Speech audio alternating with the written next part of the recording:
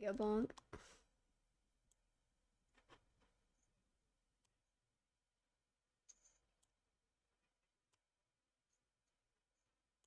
Damn.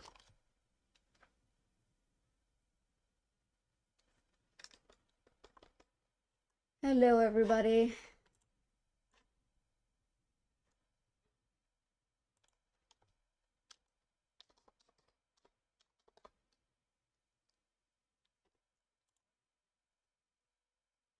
Yay, no technical difficulty.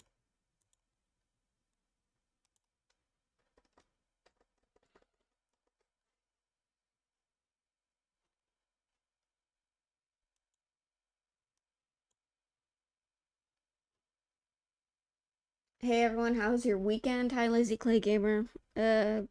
Pretty good, just really tired. Trying to get used to a new schedule.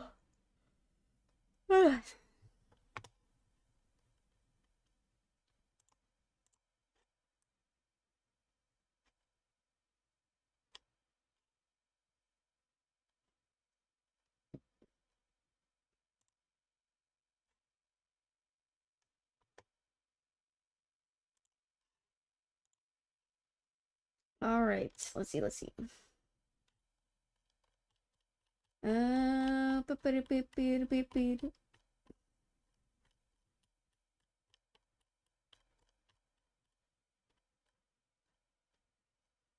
Alright, uh, so Ryuga Gotoku boss credits PC gamers' love of Yakuza 0 with taking the series worldwide. I truly believe we are where we are today because of them. So, first of all, let's start off with something light. Yeah, let's start off with something light because everything seems to have everything seems to have gotten worse. But before we get too far into the darkness, mind is stressful. Lurk eating some food, I assume. Hi, Gwen. Word of advice, everyone: be super cautious of buying something from Facebook. I mean, Facebook's the new Craigslist, so yeah, gotta be cautious.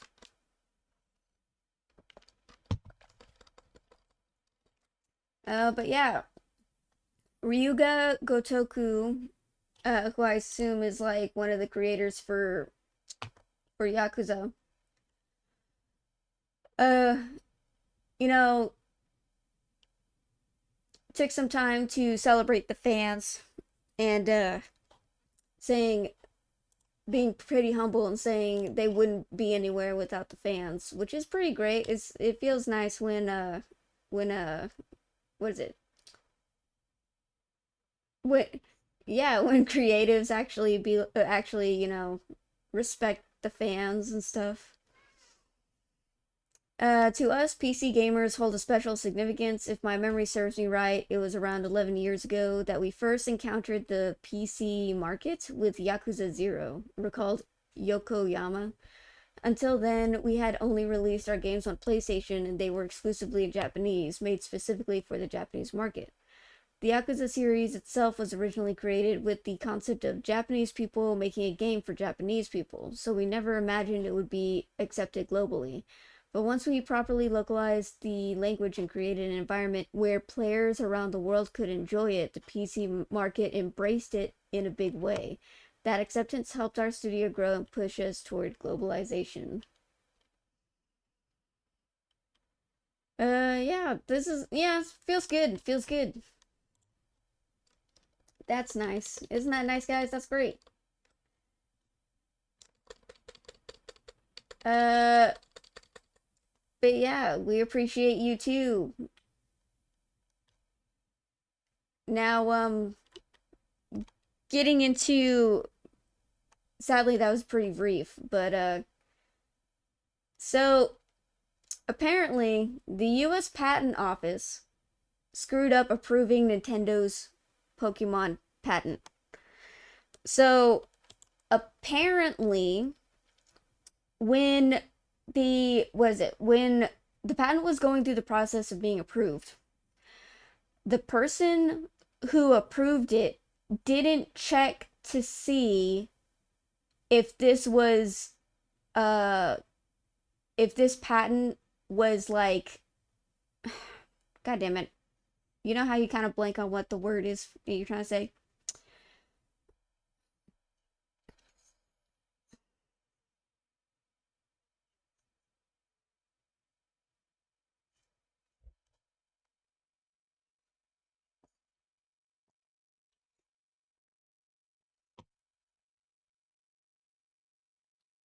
They didn't,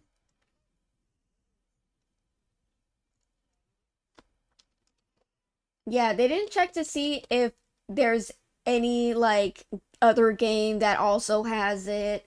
They didn't really dig deep to see if the wording was too vague.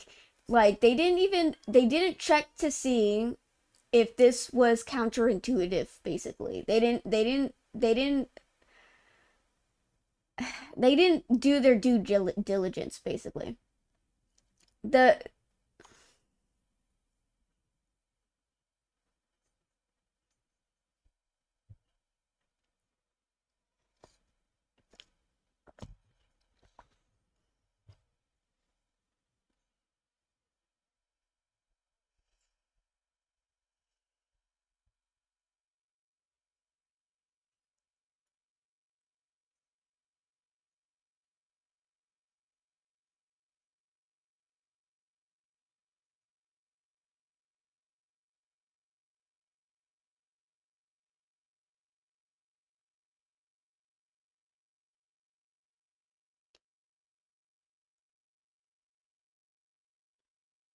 yeah, so apparent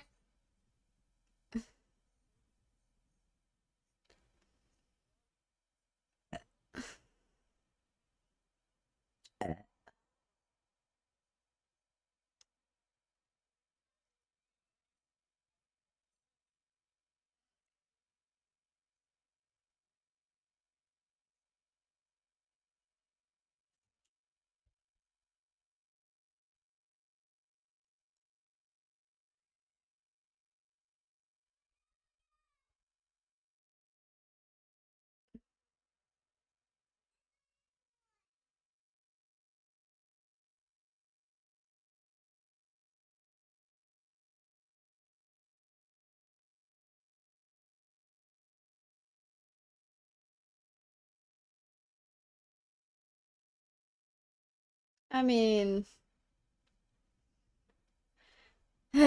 okay, so yeah, like, is it really such a surprise that the US government failed in some aspect of this? Not really, honestly. Because Lord forbid that the US government actually doesn't do their job. Oh, no, wow, surprising. Wow. Said no one ever.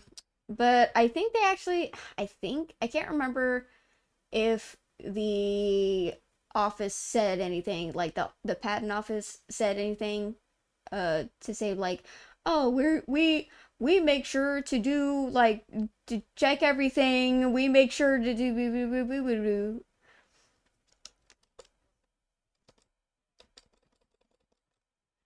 Yeah, yeah. But God, it's just whatever. So apparently, since they didn't really do the due diligence of like a proper process check before it was approved, people said that that gives some leeway into the patent being invalid because they didn't properly like vet it before they approved it. They kind of just saw it, didn't compare it to any other games, didn't check to see if any other games like use this like as a basic necessity in the mechanics. They didn't do any of that. They just saw it and be like, okay, I'm just gonna run a check to see did anyone else put a patent out? No, it was just Nintendo. The reason why no one put it out, the reason why no one made a patent of it before is because it's such a basic mechanic in a video game That's why no one's ever patented it. It's so frustrating. The reason why there was none to before is because it's so common to do as breathing. It's like you're saying, "Oh, you're not allowed to breathe anymore because fucking Nintendo patented it now, so you can't breathe anymore." Like that's so stupid. Everyone fucking breathes. Why are you patenting breathing? That makes no sense. Dude, if they could, they would. If they could, they would.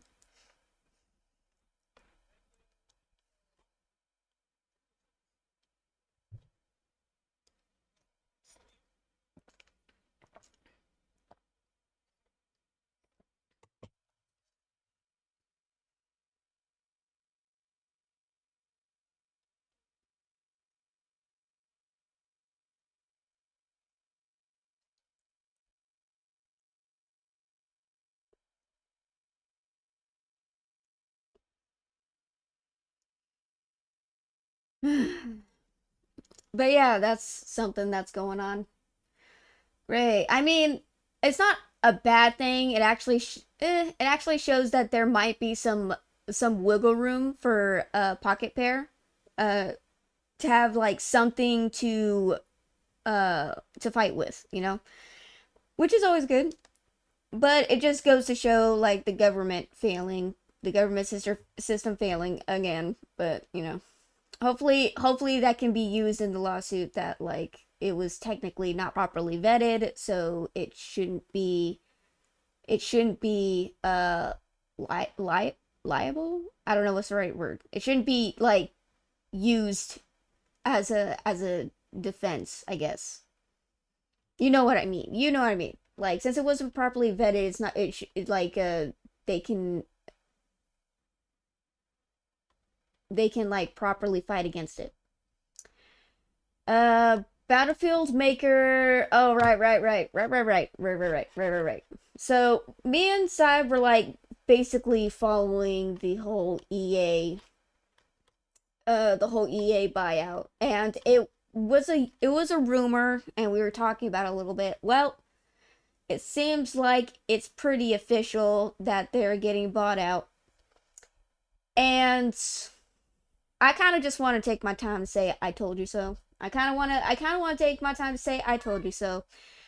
I remember back a couple months ago, maybe almost a year, when gosh, how long have we been doing the podcast? But probably a couple months ago, I was like, wow, EA is gonna crash and burn, and everyone's like, no, EA's too big to fail. EA, no, not EA. EA's just gonna do the same thing it always does because it's EA. Well, look at it now, it's getting bought out.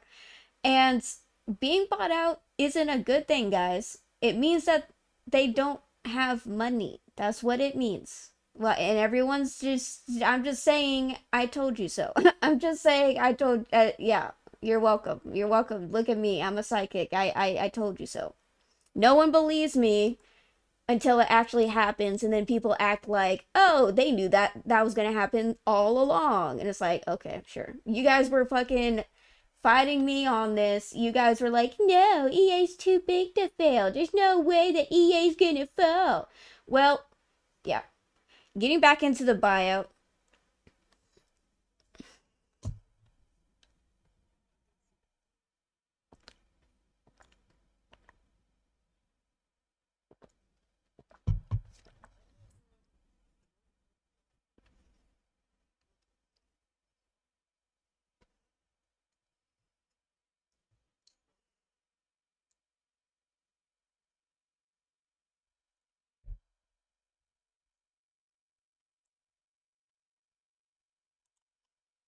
I mean, what can you even hold them Technically, what they've been doing is legal. Like, none of the stuff they've been doing is illegal.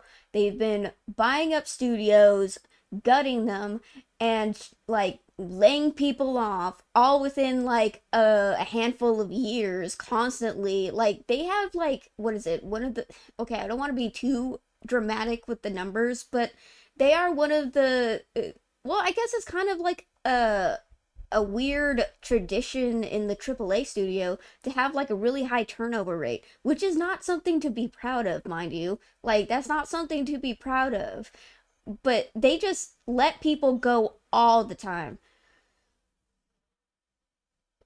Like it's crazy. But I'm just saying, like, people were so used to EA just being a parasite in the industry that, like, I knew I it felt like we were the only ones seeing the writing on the wall. Like, you cannot be pushing out games that garner no interest, and you're not making money. There's no way you can still be around in the next couple of years if you don't do something.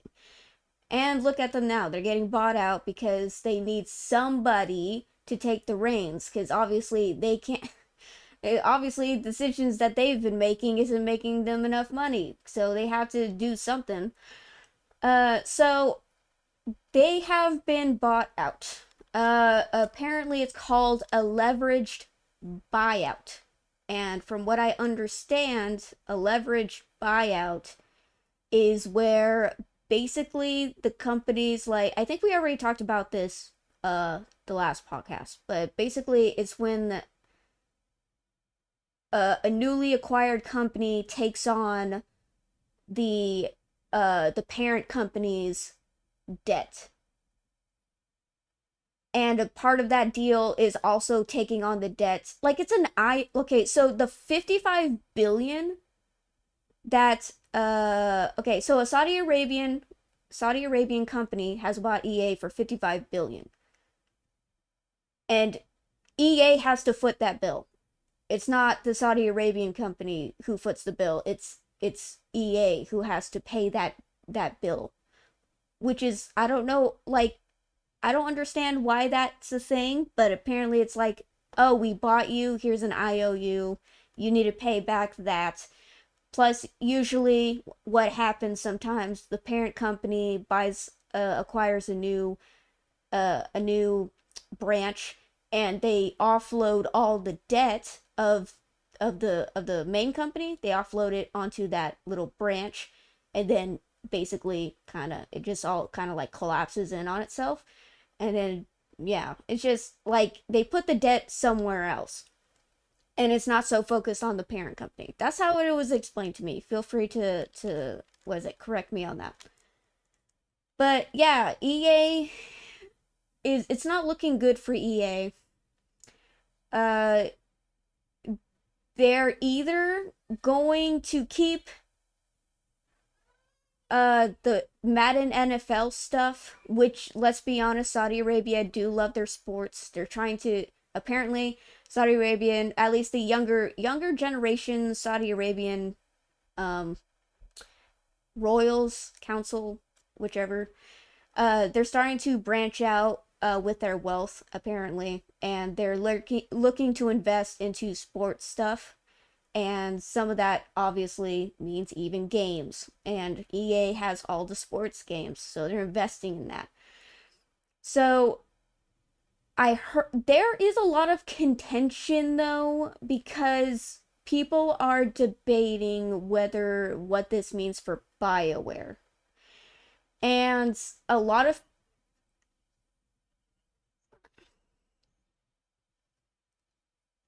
yeah, okay.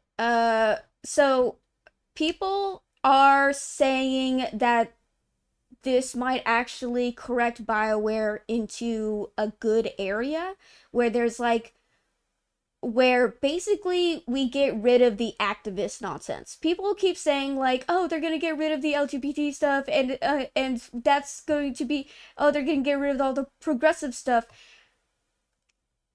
Yes, but no. Like, some people think that it's just going to be like you get rid of the activists, but bring the series back to its original form as it was intended to be. Some people think that. Other people think that they'll totally scrub uh like BioWare of, LGBT stuff, because Saudi Arabia isn't known to be okay with progressive views because they're highly conservative. And also I heard, is it true that they like off journalists.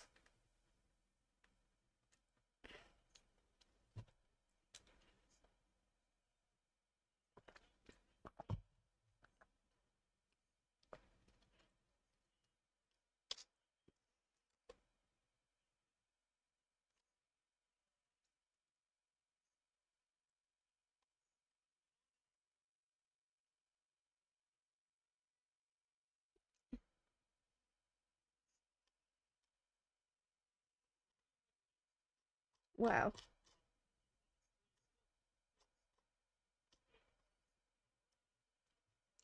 Excuse me.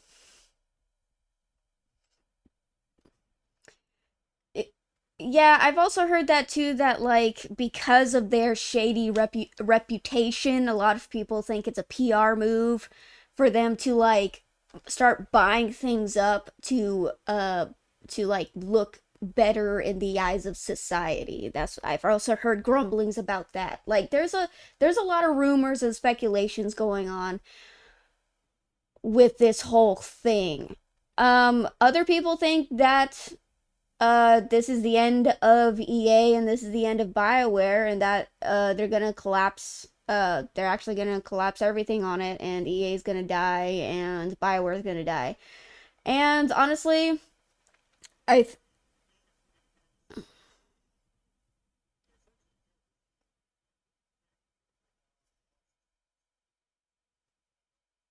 oh, okay, like they didn't have shareholders to answer to, and the shareholders weren't okay.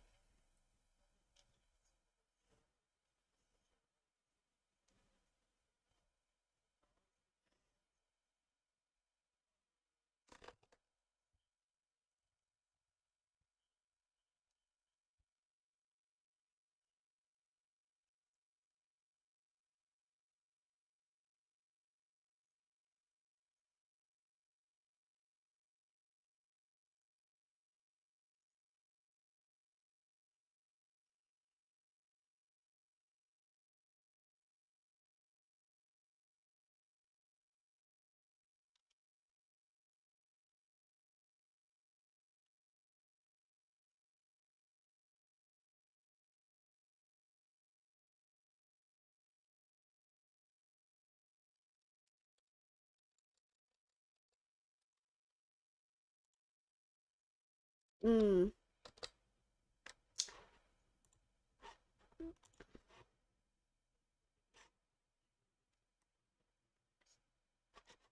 fair enough. Speaking of Saudi Arabia, don't they also own SNK? What's that? What's SNK?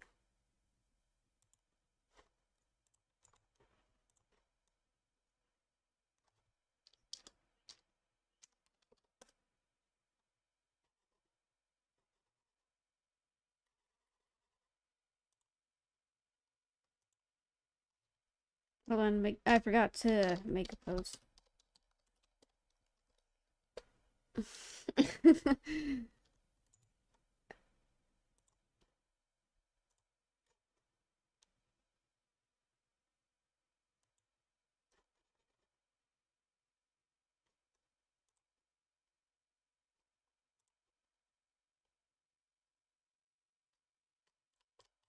Okay, sorry, getting distracted. Anyways, ooh, sorry, didn't mean to go FBI on you. Don't spread your cheeks just yet. Uh,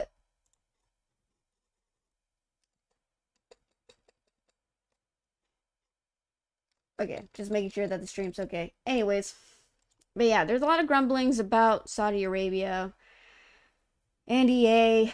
But let's see. Some people said that it's going to be a bad sign if the Saudi Arabian company uh dissolves BioWare. Uh Basically you'll know what their intentions with EA if they decide to get rid of BioWare or not. And there's some contention, like I heard there was actually some Saudi Arabian uh commenters They said that Saudi Arabia actually adored the Mass Effect series and the Dragon Age series back when it was actually good. So they don't think they'd actually do anything that. Yeah, I was like, I don't know. Like they'll have to do a lot of cleanup. Okay, let's just say they're thinking about keeping BioWare. They'll have to do a lot of cleanup work to fix Dragon Age. I don't know what's gonna happen with Mass Effect 5. It seems like they have more of a tighter ship being driven in Mass Effect 5, so I it might come out good. I don't know. We'll see. We got to also remember the last couple of games that EA and BioWare shitted out were fucking Dragon Age the Veilguard, which was terrible, and what is it? Anthem, which didn't do well, and Mass Effect Andromeda, which also didn't do well, and people made fun of it. Like those were the last couple of games that came out from BioWare. You know, the fucking studio known for great stories. And now they're just like a laughing stock. Goodness. It's really sad to see them change so like to fall so far. But anyways, uh I don't know. I have my reservations. I don't know if I don't see in any way why they would want to keep Mass Effect and Dragon Age around anymore. I would personally I would love it to see if they'd keep it around, but it's like what would that look like? What would a Mass Effect Dragon Age game owned by Saudi Arabia? What would that look like? I don't know. I have reservations, guys. I have reservations, but I don't know. I mean, that's just me trying to be optimistic, kind of. Like, I mean, come on. Like, it's not good that EA got bought out. I'm just saying, it's just not good. But yeah. What's this about? Insider talking.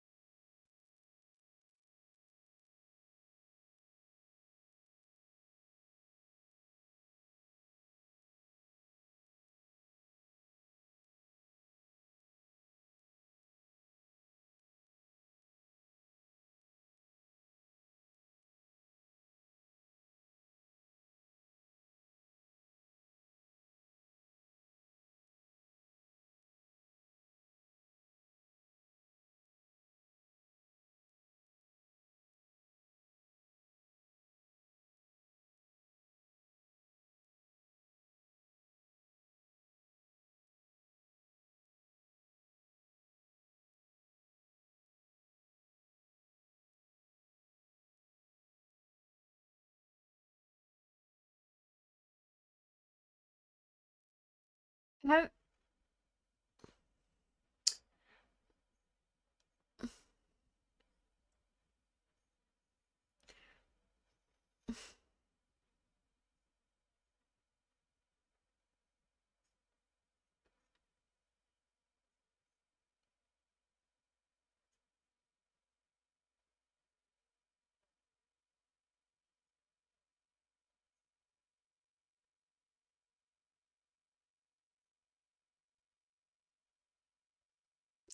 Now, as a huge fan of the Dragon Age franchise, I would love to see somebody, if they do sell off the IPs and not just dissolve everything, I would love to see someone worthy taking in the IP of Dragon Age, like Owlcat Games or Architect Entertainment or Archetype, sorry, Entertainment. Uh, I feel like there's another indie studio, like, just someone actually worthy.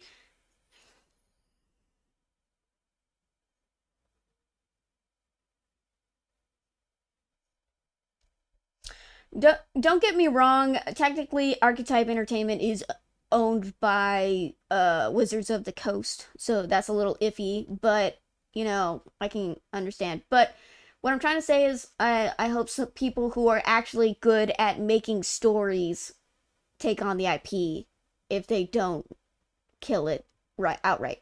And the first act of business, if Dragon Age gets taken in by a worthy writing studio, they should decanonize Dragon Age Veilguard.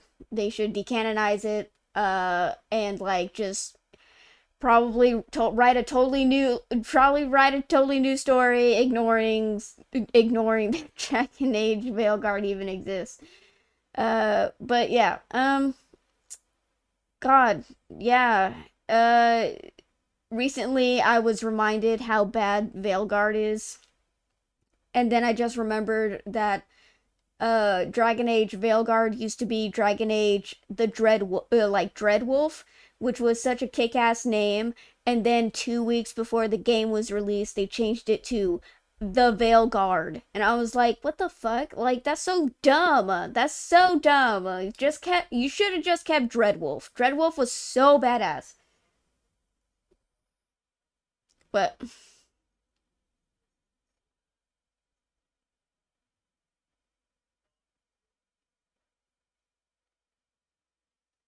what does that mean? What does that mean?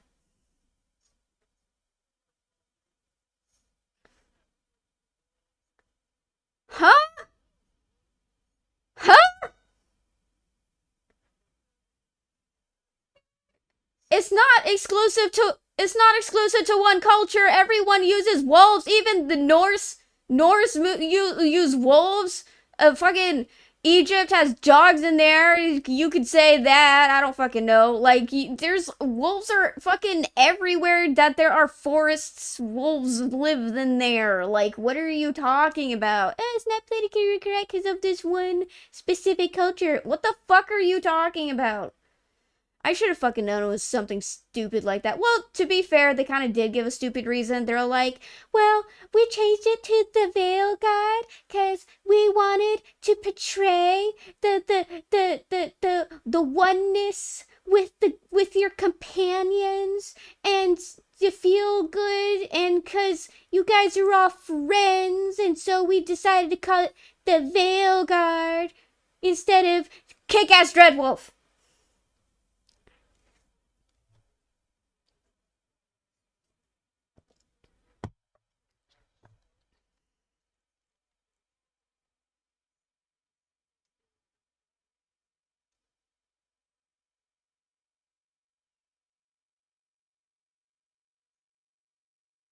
What?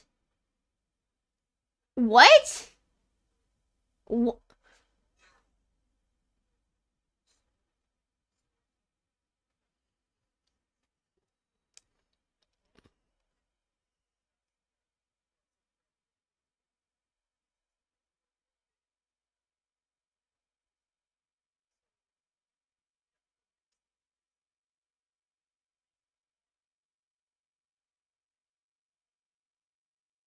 You're gatekeeping? You mean gatekeeping. You're gatekeeping.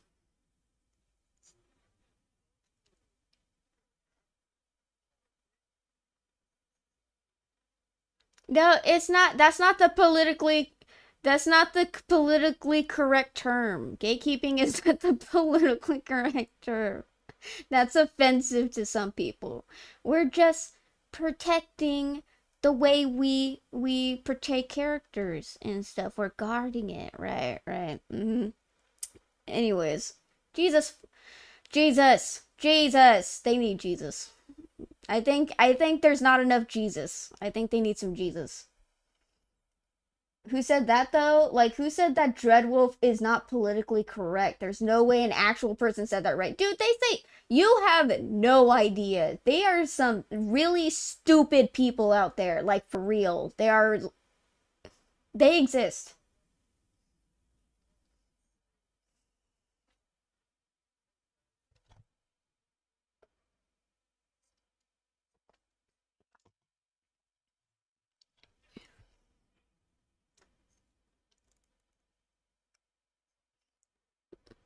I mean, to be fair, it could have been a handful of things. It couldn't just be one reason. It could be just a handful of reasons. Maybe the fact that they didn't want to glorify the game by naming it after a white supremacist, which is what the elf gods kind of are. So I can see why they would want to change it. They're like, no, and then like, no. I mean, to be fair, Solus isn't a baddish guy. Like, he's the one who has the moniker of Dreadwolf. So he's not like the baddish guy, but he is a white guy. So I can understand why they didn't want to name the game after him.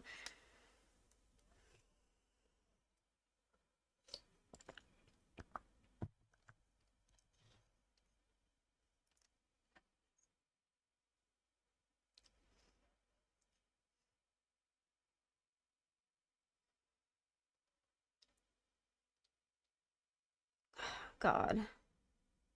I'm gonna cry. Oh, God. I keep getting reminded about how shitty Veilguard is, and it makes me want to cry because I was looking forward to Dragon Age 4. I was.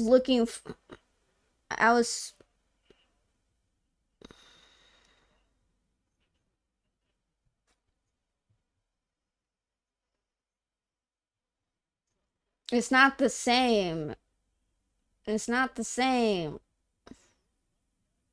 It's not. It's not the same. It's not the same side. It's not the same. I want my elf racism, all right? I want my elves being racist. I want my doors being racist. I want people being racist to Kunari because that's the good old days of everyone being racist to everyone else. No one liking each other at all. People just having differing opinions and killing each other for it. Back in the good old days of Dragon Age Origins, when things made sense. God damn it. God damn it. The fucking Kunari were like technically a fascist, what is it? Uh, homogenous lockstep faction that would destroy anyone who didn't believe what they believed in. Yet we have who do not believe in individuality, yet for some reason we have a non-binary Kunari who wants to find their individuality. That makes no sense. Anyways, I mean, to be fair, not every Kunari or horned person, dragon horned person in the Dragon Age is like part of the Kun, but she said she was part of the Kun until she decided not to be part of the Kun and not follow the Kun. So it's like, so you're not Kunari? Like, it doesn't make sense. She doesn't know what she is anyways, and I sound like an asshole, but this is literally a fictional character, alright? And you guys made her fucking annoying. She can't figure her shit out. She's constantly complaining about if she's a man or a woman, and then she's like non-binary. It's like, no one fucking cares. Literally, gods are ripping the world asunder. Gods. Hello? Gods. Gods exist. Hello? It's not just the maker and stuff. Elven gods exist. Eldritch horrors exist beyond our plane.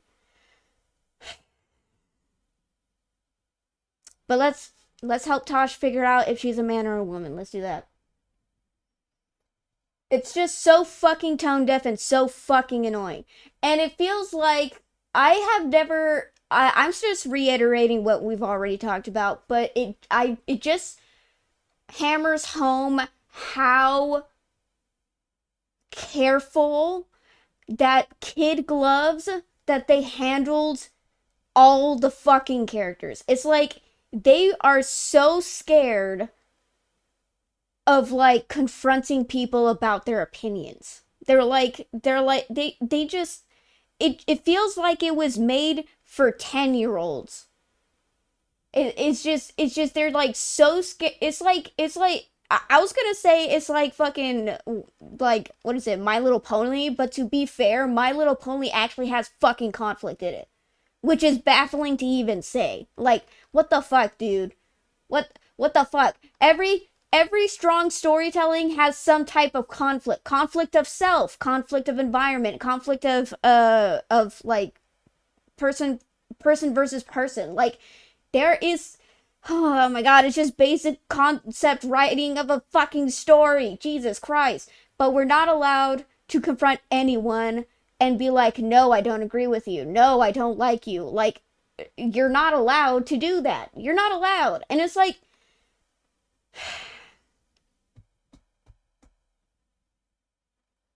it makes me want to cry. I was looking forward to going to Tevinter. Do you know why? Do you know why I was looking forward to going to Tevinter in Dragon Age 4? Tevinter is the cesspool of mage supremacy. And do you know what mage supremacists like to do? Blood sacrifices and demon summoning.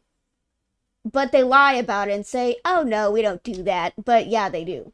They're like Hollywood. They say they don't, they say that they like, oh, we got a handle of the casting couch. We got rid of the casting couch. They still do the casting couch, guys. The Me Too movement didn't get rid of the casting couch. They're just now a little more quiet about it.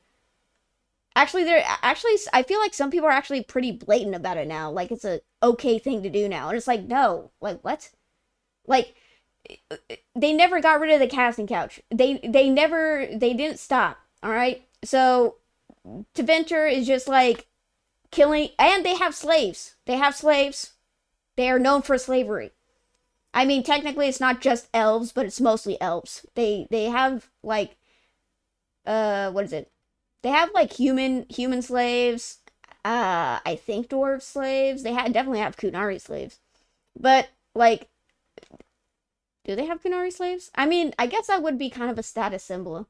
Yeah, that would definitely be a status symbol, because in the lore, Tevinter's at war with the Kunari, so having a Kunari slave would technically be like a status symbol. It'd be like, heh, I got this thing. Check it out. Like, whatever. Anyways, what I'm trying to get at is that Tevinter fucking sucks, and they're the bad guys. That's what I'm trying to say. They suck. But in Veilguard, you don't see slavery. If you choose to be an elf in Tevinter, no one calls you out for being an elf except like maybe one guard, but even then he kind of like scoffs at you. He doesn't really like do anything about it. Like, there's like no racism. There's like no racism in Tevinter. There's no slavery. What?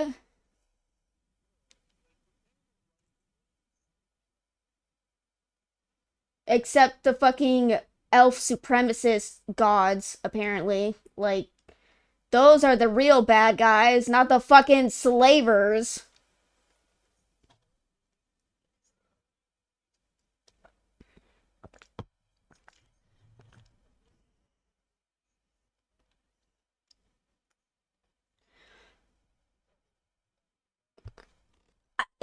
it just fucking baffles my mind. It's like they're so scared of like hurting people's perception of reality that they just get rid of it altogether, which I wanted to go to Tevinter because I wanted to kick everybody's ass. All right? That was the whole point of everyone wanting to go to Tevinter.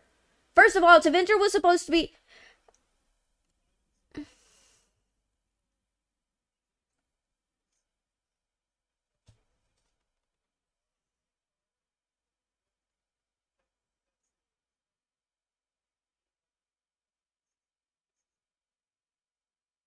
it's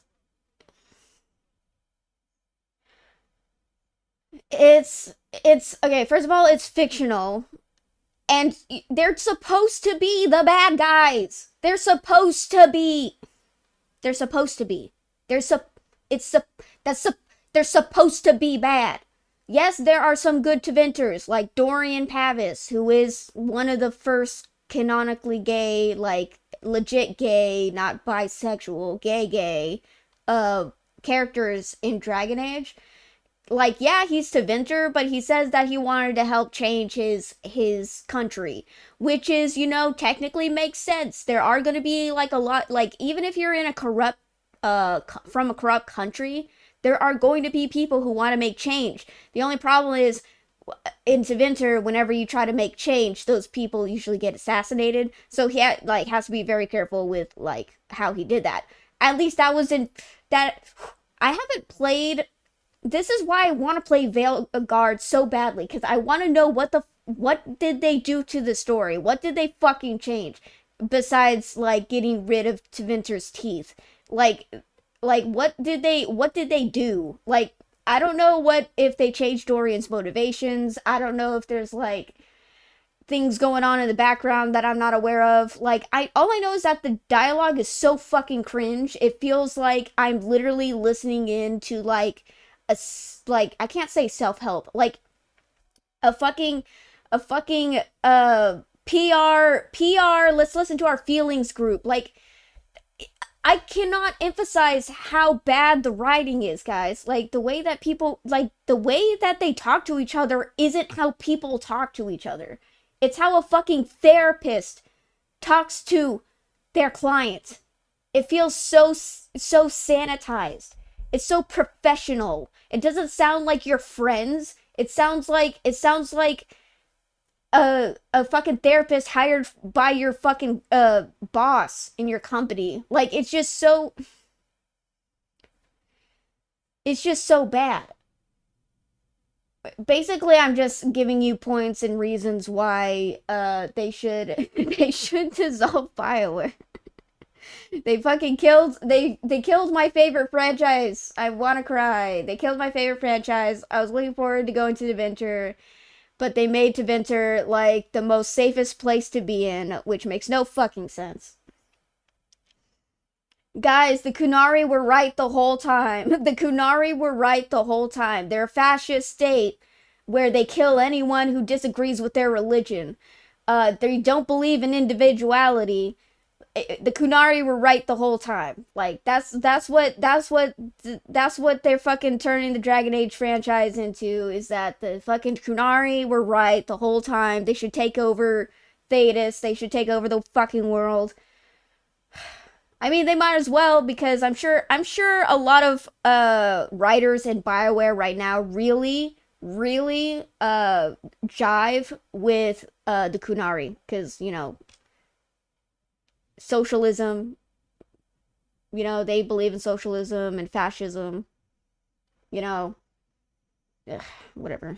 Anyways, yeah, BioWare. I think BioWare should stop. I think BioWare should stop. I don't know. Mass Effect might be good. I'm not Dragon Age lore expert, so please correct me on this, but is Veilguard even considered canon? I heard that the game retconned the lore multiple times. Dude, they retconned the lore since Inquisition. I think they retconned since Inquisition. So it's not just Veilguard. Inquisition also had the taboo of messing with the fucking lore. because they introduced Iron Bull, who is a Kunari, but he's not a Kunari, or you get him to question his like morality of being in the Kunari. Like, so they kind of like, what is it? Uh so they introduced, wait, now I'm getting confused. God, it's been forever since I played Inquisition. Inquisition was like, I love Inquisition for Dorian Pavis, but I'm trying to remember what the problem was with Iron Bull, because I think it had to do with his subordinate. Uh, I forgot what is it, Cremisius, a classy. Cremisius a classy is transgender. It's a woman who is a man. Uh, which technically I didn't really have a problem with because I was a little confused because I recognized the voice actress, but I was like, okay, that's a dude, apparently. It didn't really bother me. But the way that they went about showing that a classy was born a woman but identifies as a man was kind of weird. The way that they did it was a little awkward. Uh, something about, I don't know, something about like, was it a classy that was the problem, or was it something that Iron Bull did? I can't remember. There was something that they were like fucking with the lore. I think they were saying that like, I think it's because Iron Bull was saying that, oh, there are Kunari who say that there are Kunari who exist who are one gender but they claim the other gender. Like it's a staple in their community or whatever. That's what like threw people off because, okay, so the Kunari are very conservative in the way that they have a certain way of life where you are born this thing. You are a warrior. You be a warrior. Women do not fight. Women don't fight. That is literally how they're pretty conservative. So women don't fight, men are warriors. Women, I'm not saying that women aren't held in some type of respect. Women are held in are held to a certain respect, but they are not warriors. They are teachers. They are this is gonna sound so bad, but I forgot the name of it's not Atom. They're teachers, they're caregivers, they're stress relievers. I don't know if there's a proper way to say that. They're not the destitutes. They're not that. They're God damn it, whatever. Anyways, like it's hard, like they're like mothers, I guess, but like anyone can get with them. I don't know, like I don't know how to properly say that, but you know what I mean. Like they have a certain role in the society to bear children, basically. And then there's the teachers, and then there's like the scholars and stuff. Like women have roles in the Kunari society. It's just not warrior. And yet, and like it's just, and the fact that the Kunari are so like strict in their belief that if you deviate from their teachings, you are not a Kunari. You are no longer Kunari. You are basically a Tal Vashath, which is basically like you're exiled. You are no longer part of the community or whatever. That's how stringent they are. But the fact that Iron Bull comes out and says that there are such thing as transgender Kunari doesn't make any sense with when we know how conservative the Kunari can be when it comes to their beliefs. So it's like that's the problem when it came to a classy and Iron Bull.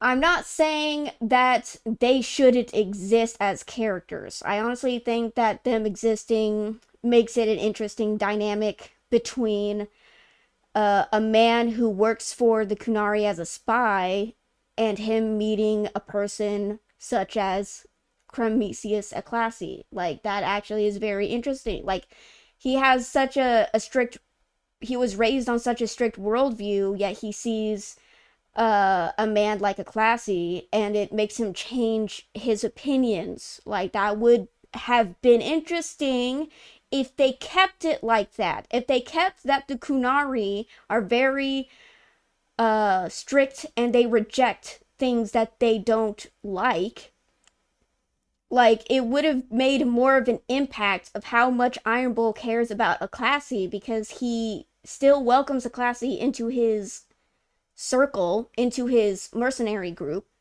and treats him like a human being, even though his culture technically wouldn't allow it. Like, that would have, but that requires good writing, guys. That requires good character growth.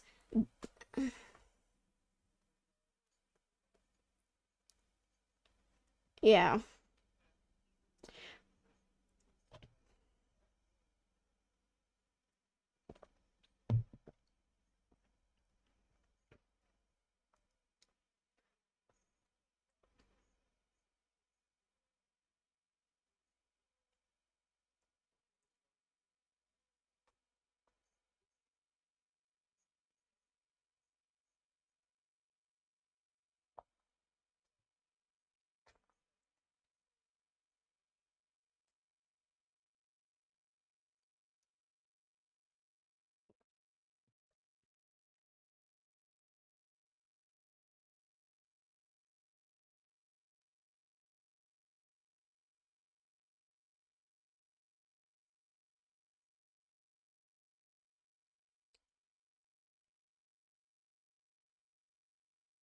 Ah.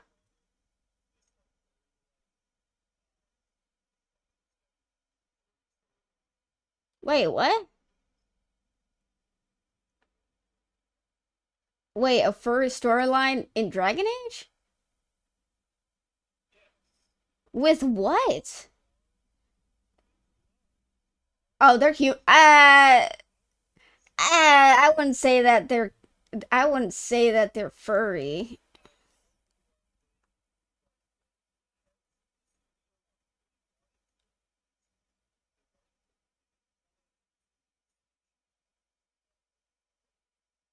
Oh, bullshit. Oh, bullshit. Did you? They're gonna. You think I didn't see those fucking Okay, so there were a lot of cave carvings around Elven fucking, god damn it. What do you call those ancient ruins? There you go. Elven ancient ruins. There was a lot of cave drawings around there, and it showed fucking lizard people. It showed lizard people, and I was like, "Oh, is that going to be a new species that they introduce?"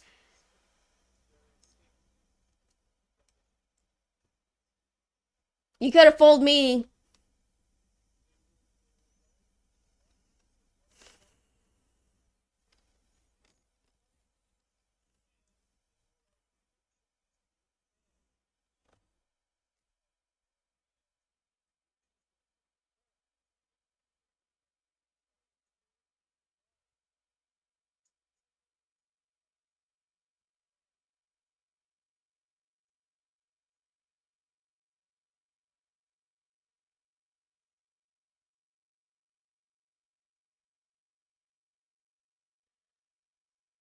The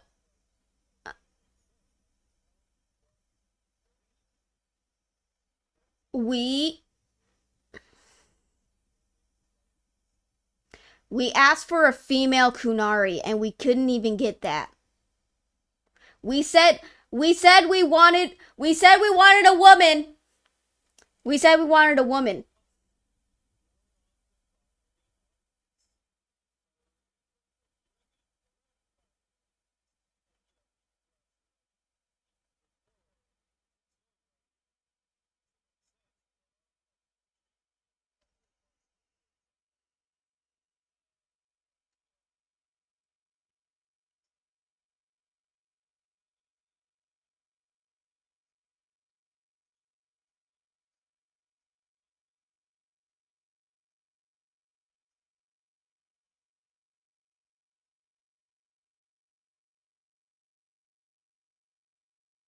Oh no, I'm aware those people fucking exist. Because how can you how can you watch the scenes with Tosh? Cause holy shit, we asked for a female in an age where women characters are being shunned right now. You could have fucking got a solid win if you just fucking made her. If you just made a female Kunari that everyone fucking asked for. Why is that so hard? We can't even get that. We can't even get that side.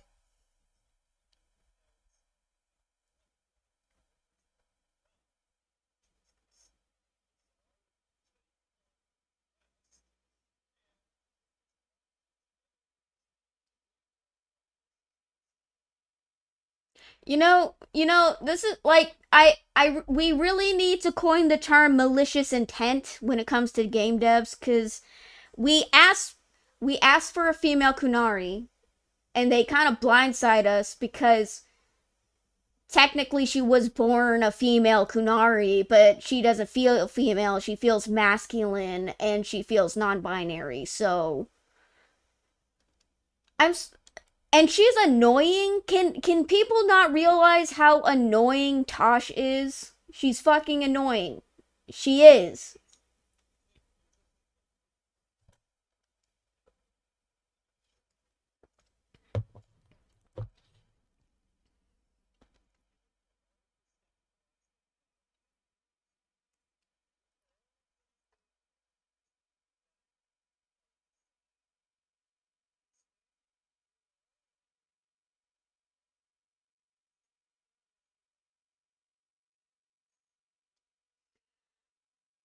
Okay, I'll explain to you why she's annoying. All she does is complain.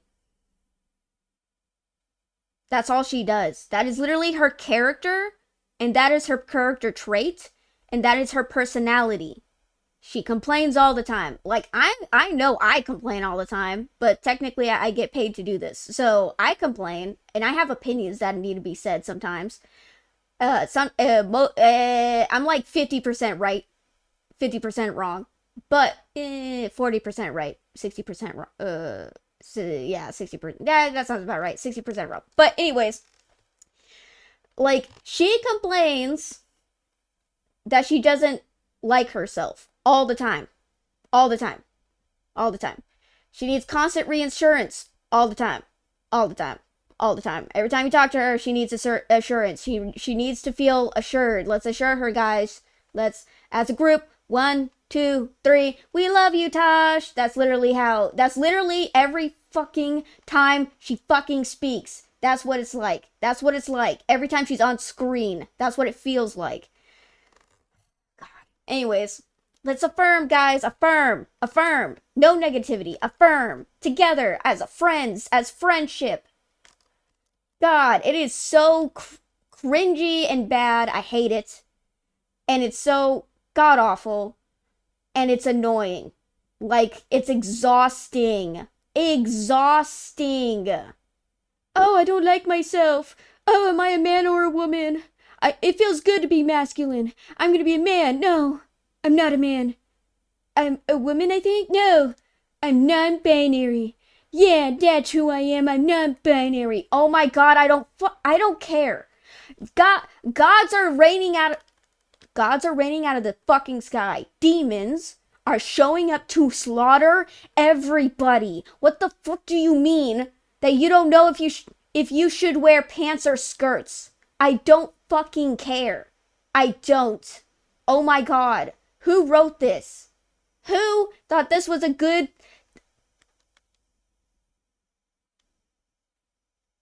It's very tone deaf, you know? Especially with the dire situation we found ourselves in.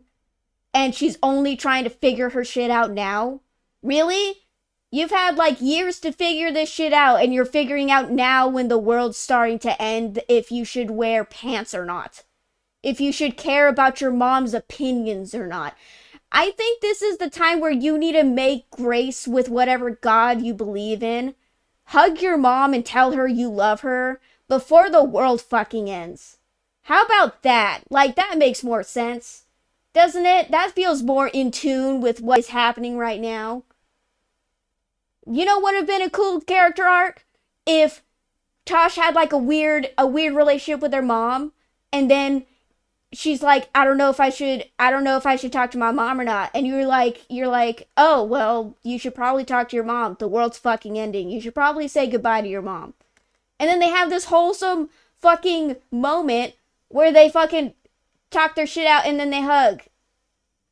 And then Tasha's mom dies. And then Tasha's mom dies. Spoilers if you care about that. Tasha's mom dies. But like, that would have been a lot more. I don't know. I feel like that would have been a more character growth. Like, cut out the fucking non-binary shit. Like, I don't. You know what? Just not have her question herself the whole time. Maybe if they like cut that shit out, it would have been less annoying. Like, just say you're non-binary. Just start off saying, hey, I figured my shit out. I'm non-binary. Does it make sense? Not really. In the lore? Not really. But at least we didn't have to go through the agonizing trial of her figuring her shit out. Like, holy shit. It is so annoying. I know I keep emphasizing it, but you guys literally need to watch the clips for yourself of how annoying and obnoxious just sitting there listening to her talk. Not ever.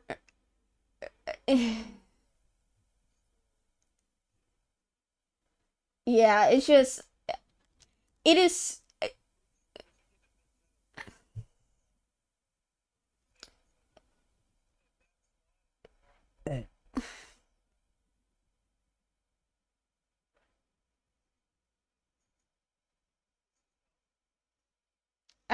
all I'm saying is that if they just cut out her trying to figure out if she's a man or a woman or if she's non-binary, if they just cut that shit out, the process, if they cut the process out, just say, hey, this Kunari, who is obviously female, is non-binary. She's non-binary, okay. And just say, hey, I'm non-binary. Hi, I'm Tosh. I'm non-binary. It's like, okay. And then it's just, if you just cut out the complaining of her figuring her shit out, like, especially towards the end of the world where everyone's dying and gods exist and they're tearing reality to asunder, like, if you, like, this isn't the time. This isn't the time. This is not the time. If they just cut all that shit out and then just introduce her as a non-binary person and then like her dealing with some of the fallout with her family, but ultimately coming to terms with, hey, this is who I am. I love you. The world's ending. Let's just hug it out because I love you, and I don't want us to die.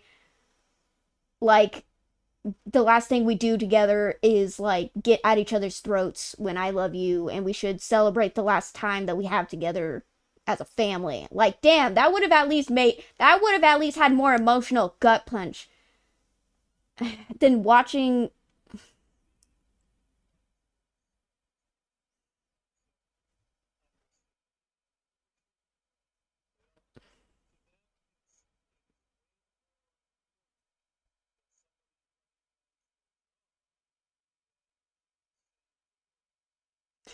The reason why yeah, I understand. I know it was just a self-insert. Everyone knows this. Fucking God. Accurate portrayal of a non-binary person going through their struggles. Look, it was tone deaf. It was tone deaf. No, God damn it. Okay, it was tone deaf and the writing sucked. They couldn't even do it in a compelling way, might I add. They couldn't do it in a compelling way. Anyways, the reason why I'm harping so much about it is because I'm on Reddit too much sometimes, and I got a notification of a post of someone saying, so I played Dragon Age the Veilguard, and I actually really liked the game. Is the reason why the game sucks just because of Tosh being non-binary? Is that why the game wasn't as popular? And everyone's saying like, oh, people are like, the criticisms for Veilguard are blown way out of proportion. It's a good game. I don't know why everyone's saying it's bad.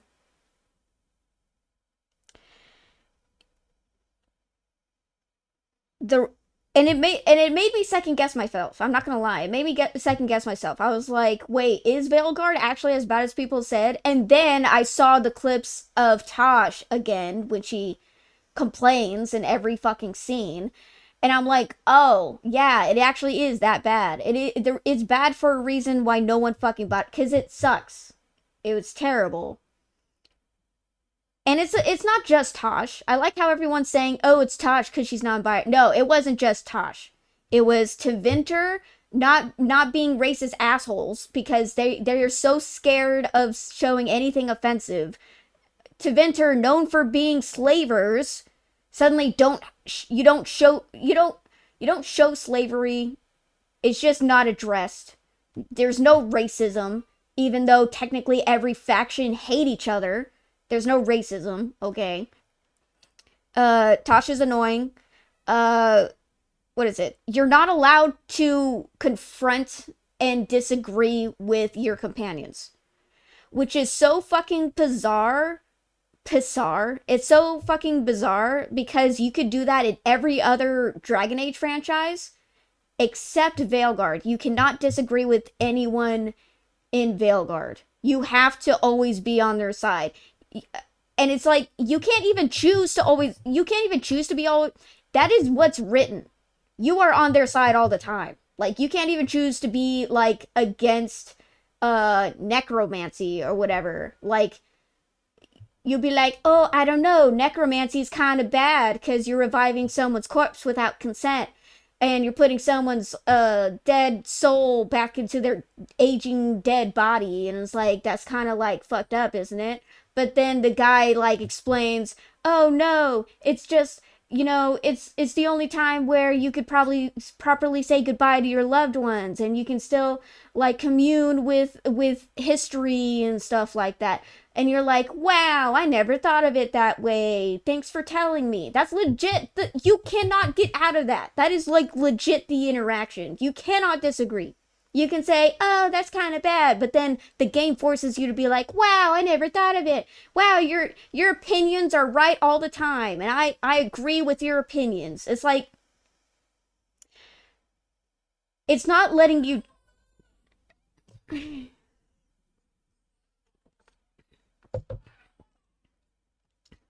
You used to kill your companions. That used to be a thing in the games. You could... Literally, one of the darkest things you could do in the Dragon Age franchise is to sell your companion back into slavery after he escaped from being a slave. That's like the worst thing you could do. But you could do it in Dragon Age 2. You could do that. That's so fucked up, but you could do that. God, I'm just remembering the scene. Apparently, like, he doesn't even get mad at you. He kind of just, like, looks at you and then just resigns himself to his fate, like because he probably knew on some level he probably would just go back to being a slave. Oh, that's so sad.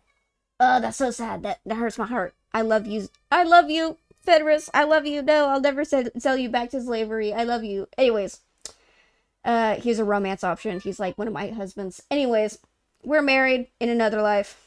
God, I can't believe they got rid of the... Apparently, there was supposed to be a DLC where you could marry your romance option in Dragon Age 2, but they scrapped the idea. I was like, no, I wanted to marry Fenris, but whatever. Anyways, but yeah. This is all to say that Dragon Age is, like, for sure dead. This kind of just cements how dead it is. It's just rigor mortis.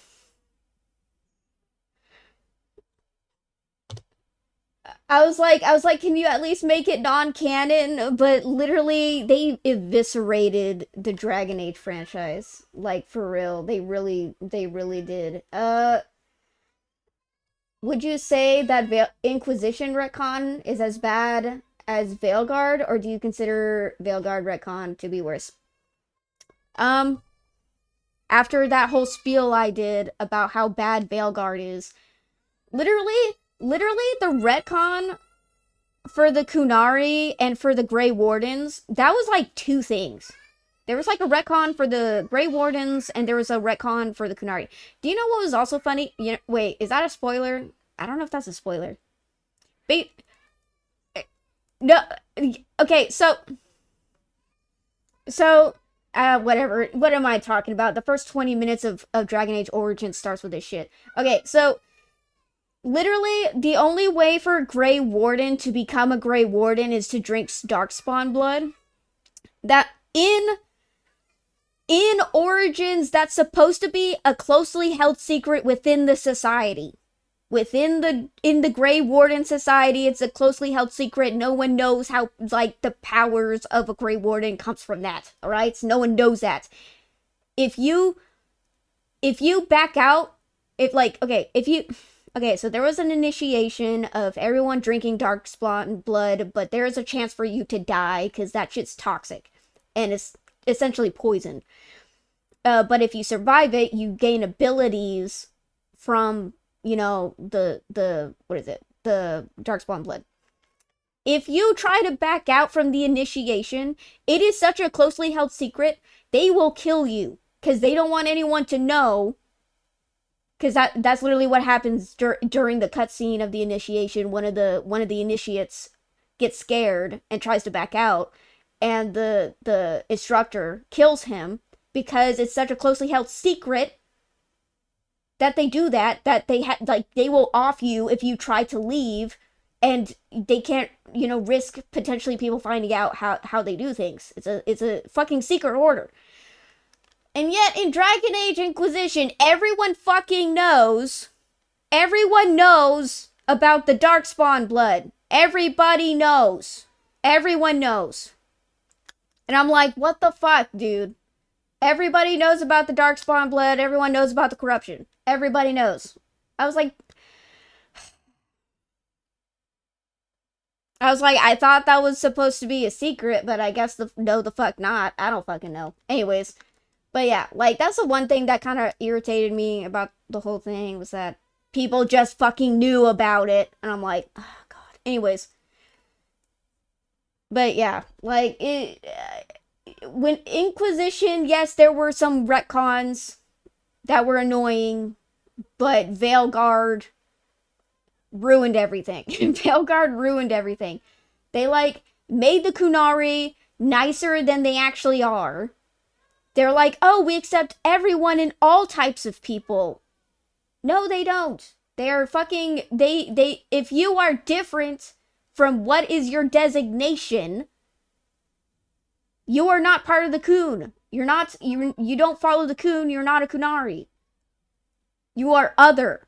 You are other. And they will kill you.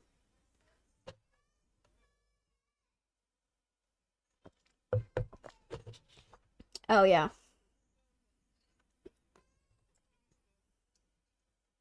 Yep. Yeah, I know. It's very that's why I was saying. I was like, I bet they would feel some kinship to the fascist faction in the game, that if you don't follow our teachings, we will destroy you. But yeah, like, Veilguard is the worst. And it's not just that they retconned everything. It's also that they refuse to give you the option to be a bad guy, which kind of gets rid of the purpose of an RPG. An RPG is where you can explore different options of how you want to play your character. Yes, mostly people play the hero, but it doesn't feel like they're choosing that if that is the only way you are letting them play. Does that make sense? Like, you're not, it's like someone wants to play an evil assassin, but you're forcing them to be a holy paladin. Not everyone wants to be a holy paladin. It's actually kind of boring sometimes. Well, that's if you're a goody two-shoes, but you know what I mean? Like, people have different play styles. Some people want to be the good guy. Some people want to be like the mischievous one who do some bad things but some good things. And then there's the person who's just straight up a murder hobo. Like, there are different types of RPG players out there. And the fact that you left those people out, it feels like you didn't leave any room at all for, like, there, like, you can't just have one side, I don't know if I'm just drawing up. I'm just so upset. I am upset. But you know what I mean. Like, they made everything happy-go-lucky, everything's bright, nothing's bad at all. Like, literally, your choices don't even matter. Like, you can choose which faction to support, and it doesn't change anything. Except maybe the color of the background. Which is just, you know, the fucking Mass Effect 3 endings. Which color do you want for the background? God. None of your choices mattered. In the end, it doesn't even matter. Sorry. I'm getting that. There's one more thing I want to add to the Veilguard conversation. Just like with the Saints Row reboot, when I saw the gameplay of Veilguard, doesn't it feel like watching a rated T for teen game rather than a rated M? What the company suggests? I mean, I thought the gameplay was actually pretty cool. What I couldn't stand was that they redesigned the demons. The demons look like fucking crystallized floating crystal creatures, which pissed me off because the demons from Origins all the way to Inquisition looked like monsters. Yet for some reason in Veilguard, they wanted the demons to look like floating crystal figures. And I'm like, what the fuck are these designs? Do you know anything about that, Saib? Who fucking designed that? Who thought that was a good idea? Literally all they had to do... Wait, what? The demons for Veilguard. Like, they look like crystal figures. What the fuck was that? Like, what? All they had to do was reuse assets.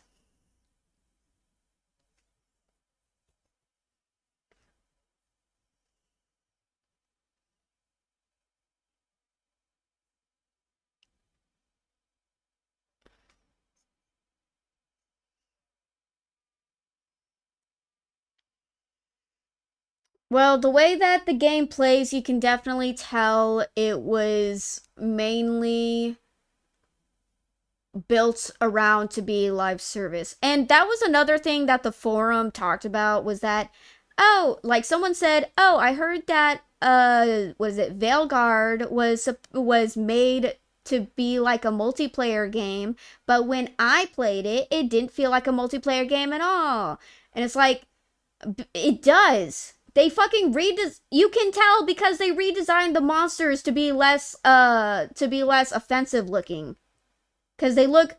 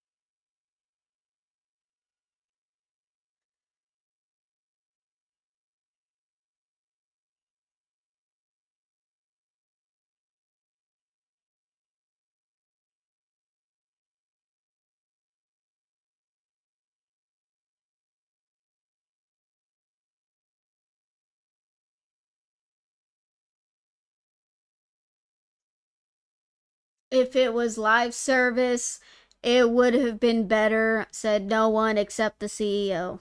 Goddamn. No one said that.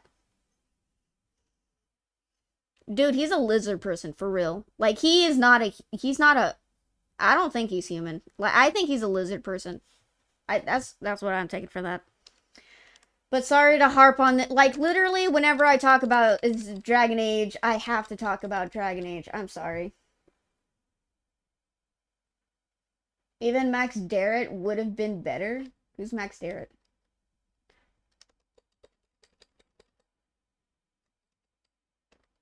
Oh. Sorry, I don't know his last name. My bad. Sorry, Max.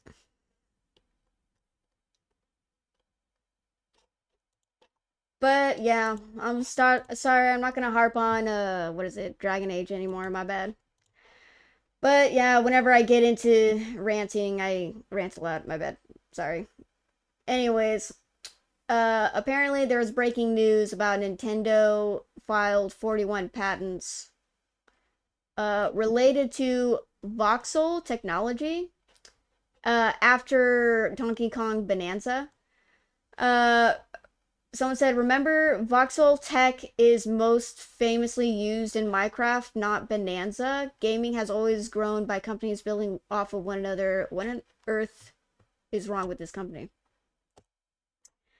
So, what is, wait, what is that platforming? Is that what that is? Voxel tech?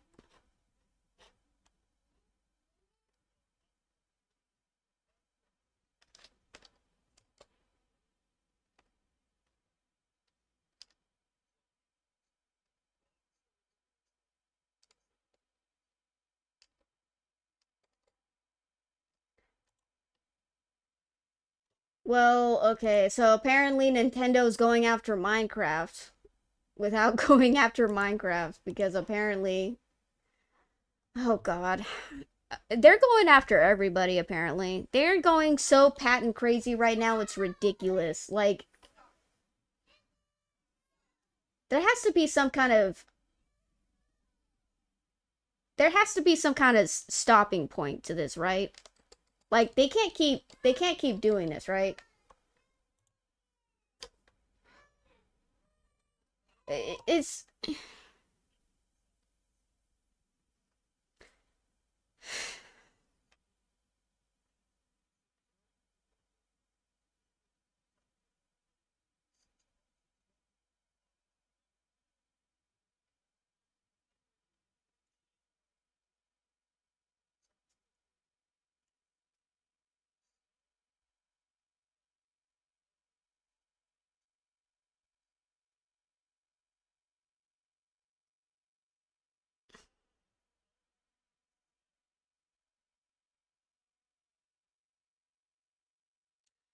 yeah, and these are the same people who are losing stock at a alarming rate. Okay. So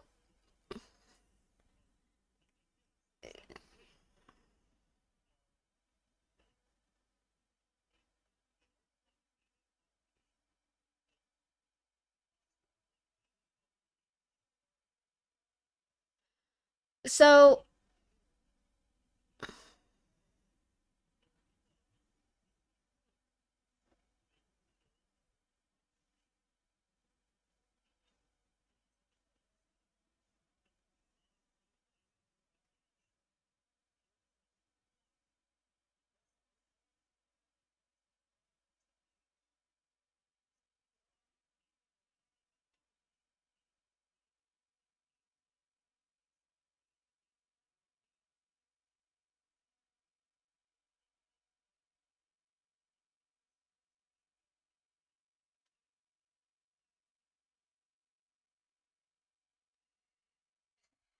I mean, it's not so haven't you noticed that there's a trend side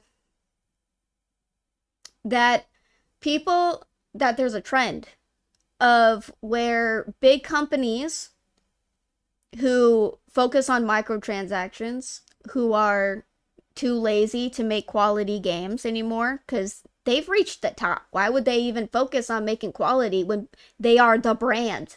They're Nintendo. Have it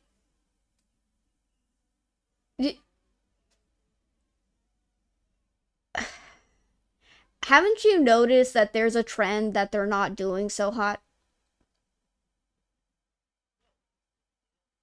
The moment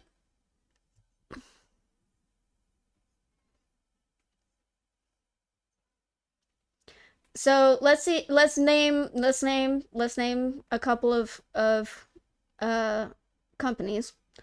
Activision Blizzard got bought out by Microsoft. Microsoft or Xbox isn't doing so hot right now. We haven't gotten to Xbox yet, but they're not doing so hot right now. Oh, I have a couple theories because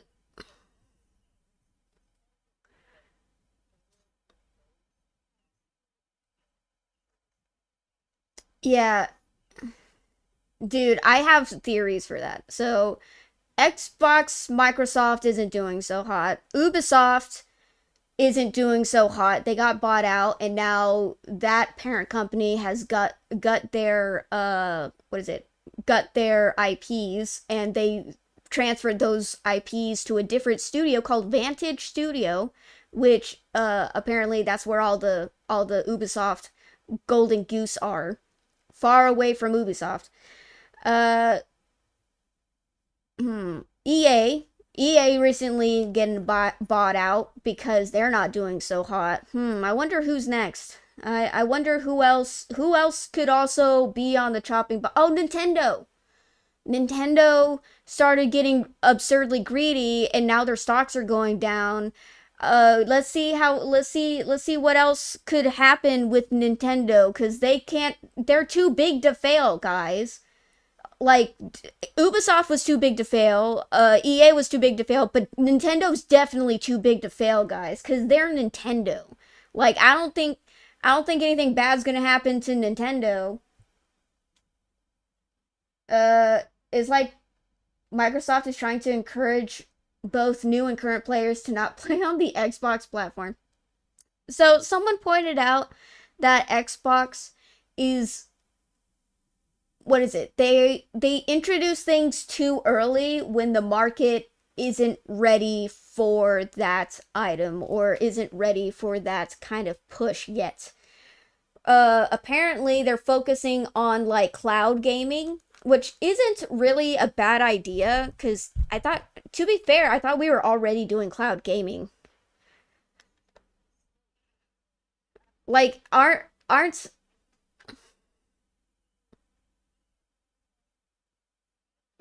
I thought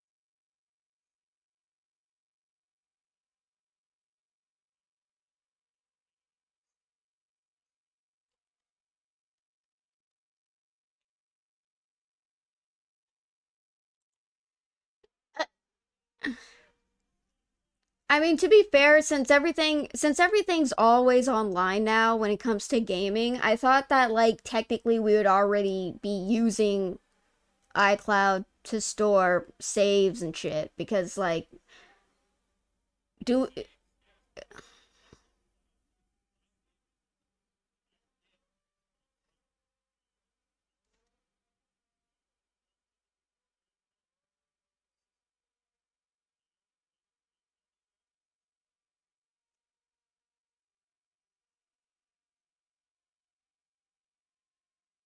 okay. Okay, I can see why. Okay. Yeah, I can see why they're kind of scrambling. Okay, so I let's do should we talk about Xbox?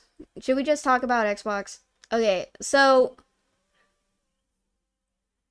there everyone is saying that Xbox is being greedy with all the price hikes. They're not being greedy. They're not being greedy, guys. They're not being greedy. They're desperate.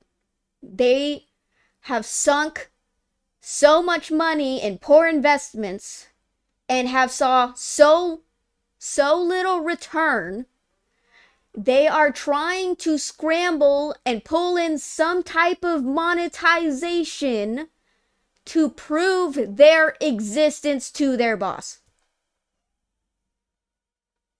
That's what that's what this feels like. That's what this feels like.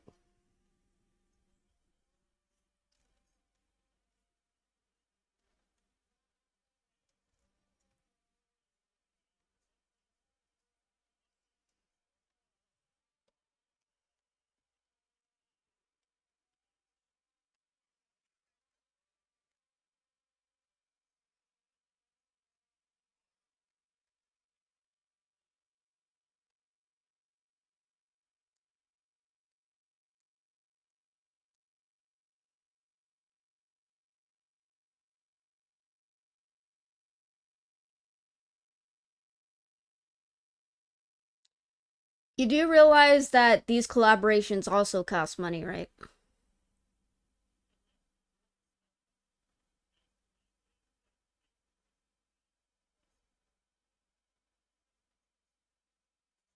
Uh you can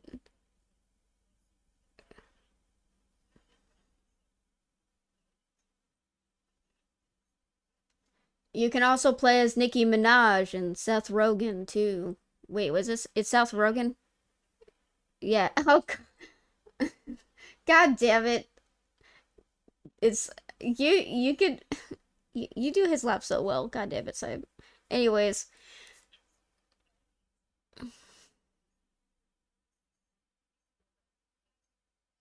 that's exactly how he laughs. But okay, so we got guys, you need to remember what Xbox history was up until this point to understand what is happening right now. They it wasn't just the Activision Blizzard acquisition. It wasn't just that. They also sunk a lot of money into buying smaller studios. And I'm not talking like a handful. They bought a lot of indie studios. Where are the games? Hello? Like, they bought so many fucking studios under the corporate Xbox umbrella.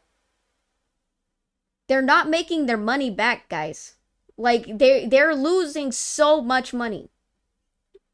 Yeah, they closed most of them. Yeah, good job, Xbox. I'm clapping. Good job, Xbox. Wow. Like, wow. So what you're saying, so Daddy Microsoft is saying, Xbox, I gave you $2 billion to invest because you said that you could easily make that return. I'm not I only saw like 50 million come in this year. Where's the money, Xbox? And then Xbox is like, "Oh, Daddy Microsoft, don't worry, we'll get the money. Don't worry, Daddy Microsoft, we'll get the money." Then you see the price hikes. Then you see they fuck God. Okay, so they raised the prices for the consoles. And that's an issue because this is the second time they've done that this year. This is the second time they've done that this year, guys. Jesus Christ. Okay. And what's also bad about that is that no one's buying Xbox consoles anymore. Like, no one's buying Xbox consoles. And yet they think it's a good idea to raise the prices. So, yeah, no one. People had a problem when PlayStation was raising their prices. What the fuck made. What did Xbox think was gonna happen that they were gonna be okay because it's Xbox? Like, no, that's not. People had a problem with PlayStation. Yes, I'm not gonna lie. People did buy PlayStations even with the price hikes. But not a lot of people bought PlayStations. In fact, there's like a one period where PlayStation went down in price for like a brief moment of like $50. They went down $50 and then they went up 100 and they god damn it, like we can't catch a break. Anyways, but it's just like a little blip, but Yeah, no one. First of all, PlayStation is getting to the point where their hardware is so advanced they might as well be a PC. That's how better PlayStation is to Xbox. The only reason people bought Xbox was because it was a cheaper alternative to PlayStation. It was a cheaper alternative. Basically, Xbox needs I would love to say Xbox needs to humble themselves, but we're losing the what the reality is going on here. They sunk billions of dollars, and I know people are always saying like, "But how do you know, Reaver? How do you know?" They It costs millions of dollars to acquire companies. They were shilling out so much fucking money to buy so many fucking companies. This shit adds up, guys. This stuff adds up. This is a lot of money. This adds up. And I keep saying it for every fucking company that keeps fucking having somehow it's having money troubles. Why is that so surprising? Fucking EA is losing millions of dollars like fucking sand running through their fingers. Why do you think they're getting bought out for billions? Because they got no fucking money coming in. Fucking Ubisoft is already bought out because they weren't making their money back. They were sinking so much resources, $200 million on a fucking game that only made 20 million back. Do you see the problem here? This is a problem. They are leaking money like their artery got sliced open. Sorry, that was a little graphic, but you know what I mean. Like, they are losing so much money over the years. It's fucking insanity. Like, it's crazy. They are losing money. They are not making their money back. If they don't make their money back, that is a problem. That is a problem. And people are forgetting that. They're not making their money back. In fact, like, Game Pass was such a Game Pass was such a unique idea, but they were losing money on it because they wanted to be seen as like customer first, you know? They wanted to be seen as customer first and garner some type of interest for their platform because they rely heavily on subscriptions. This is why I hate the subscription model, and this is why I hate microtransactions, because it leads to companies becoming lazy. The reason why no one wants to play your games is because you don't focus on quality. They say they do, but they don't. No one bought Starfield, all right? No one bought Starfield. That flopped. I mean, I will say Oblivion made a lot of money back, but not enough to cover the costs that fucking Xbox made. Like, the debt of Xbox is probably a lot higher than you realize, and whatever Oblivion remake made back was not gonna cover that shit. Like, hell no. Like, I've only heard of 5 new games. 4 or 5 games that came out of Xbox. And one of them was Hi-Fi Rush. And do you know what happened to the studio who made Hi-Fi Rush? After Hi-Fi Rush won a fucking award for, like, best indie game, Xbox thought it was a brilliant idea to dissolve the studio.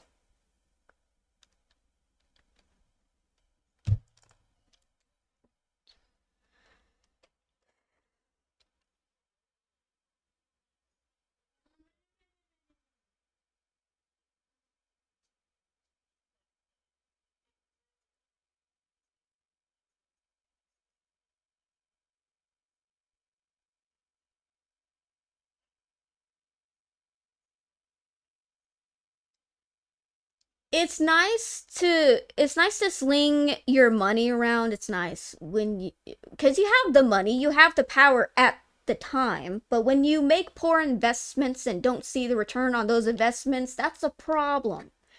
That's what's happening in the AAA industry right now. A lot of well, I can't say a lot of uh AAA companies are buying indie studios left and right. I think that's mainly an Xbox thing. I haven't seen anyone else do that. But I will say that a lot of AAA games are making large investments in hopes that a certain game would succeed, but it doesn't. So, did you I think it was recently revealed that Black Ops 6 is Black Ops 6, right? Or is it Black Ops 7 that we're on? Uh the latest Black Ops game, apparently it cost about 200 or 300 million to make. Do you think they're going to make that money back, guys? Do you think they have the chance to make the money back, guys?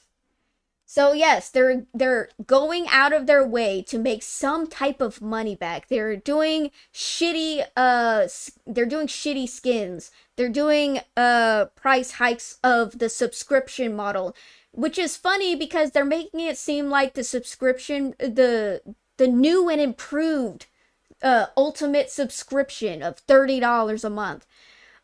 They make it seem like it's something that's a, what is it? It's quality. You get quality stuff, which if you actually look at the subscription info, you're just paying for the same shit. You're not paying for anything extra, except maybe like iCloud gaming, which I don't think they even implemented yet.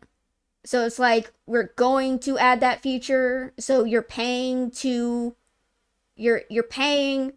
have the reservation of potentially using iCloud gaming in the future once we implemented it. Like that's what you're paying for. Okay. But other than that, you're just paying for everything else like you normally do. And what was also revealed is that they're thinking of introducing ads in games. Hey, I know. Ads in games? Jesus. No one wants that, but they gotta make their money back. You can only sell so much of the same customer's data. They gotta make some type of money back, guys. Why do you think why do you think why do you think games have been pushing ads? It's because they keep selling your fucking info so many times. They can only do it so many times to the same people. So now they are like, what other revenue can we make? Oh, sorry, I should say allegedly. Allegedly, they do not technically sell your info, but they need to gather info, so you have to be online all the time so they can gather the info. But they're not selling it, guys. Trust. Allegedly, they're not doing that, but they are selling your info because it gives them some kind of money coming in.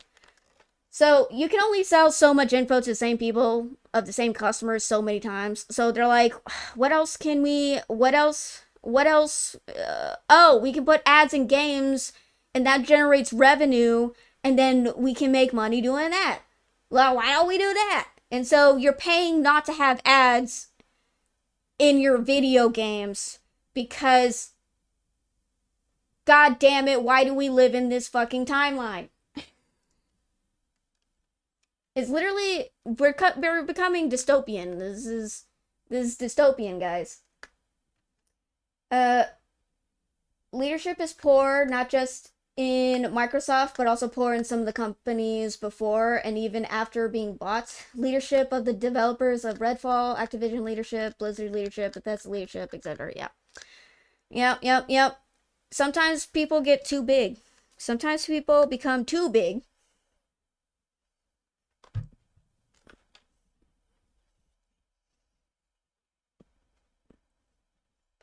Oh, hi, SoCal Sam. Sorry. I thank you for the hydration check. I appreciate you.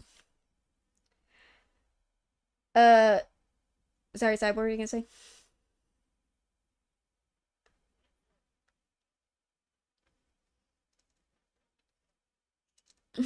Yeah.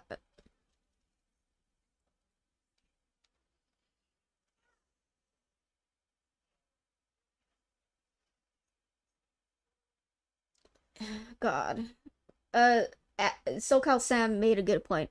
He said ads in everything, even paid content, is so frustrating. That's also fucking annoying. You paid for a video game, but now you have to pay $30 to not get ads in your video games. That's so fucking annoying. I hate the subscription model. I hate fucking microtransactions.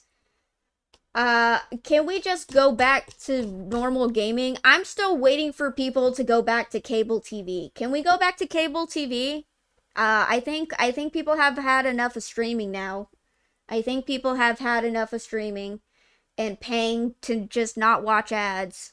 Pay a little extra money not to watch ads. God damn it. You know, they keep finding new ways to implement ads into streaming services. Have you noticed that?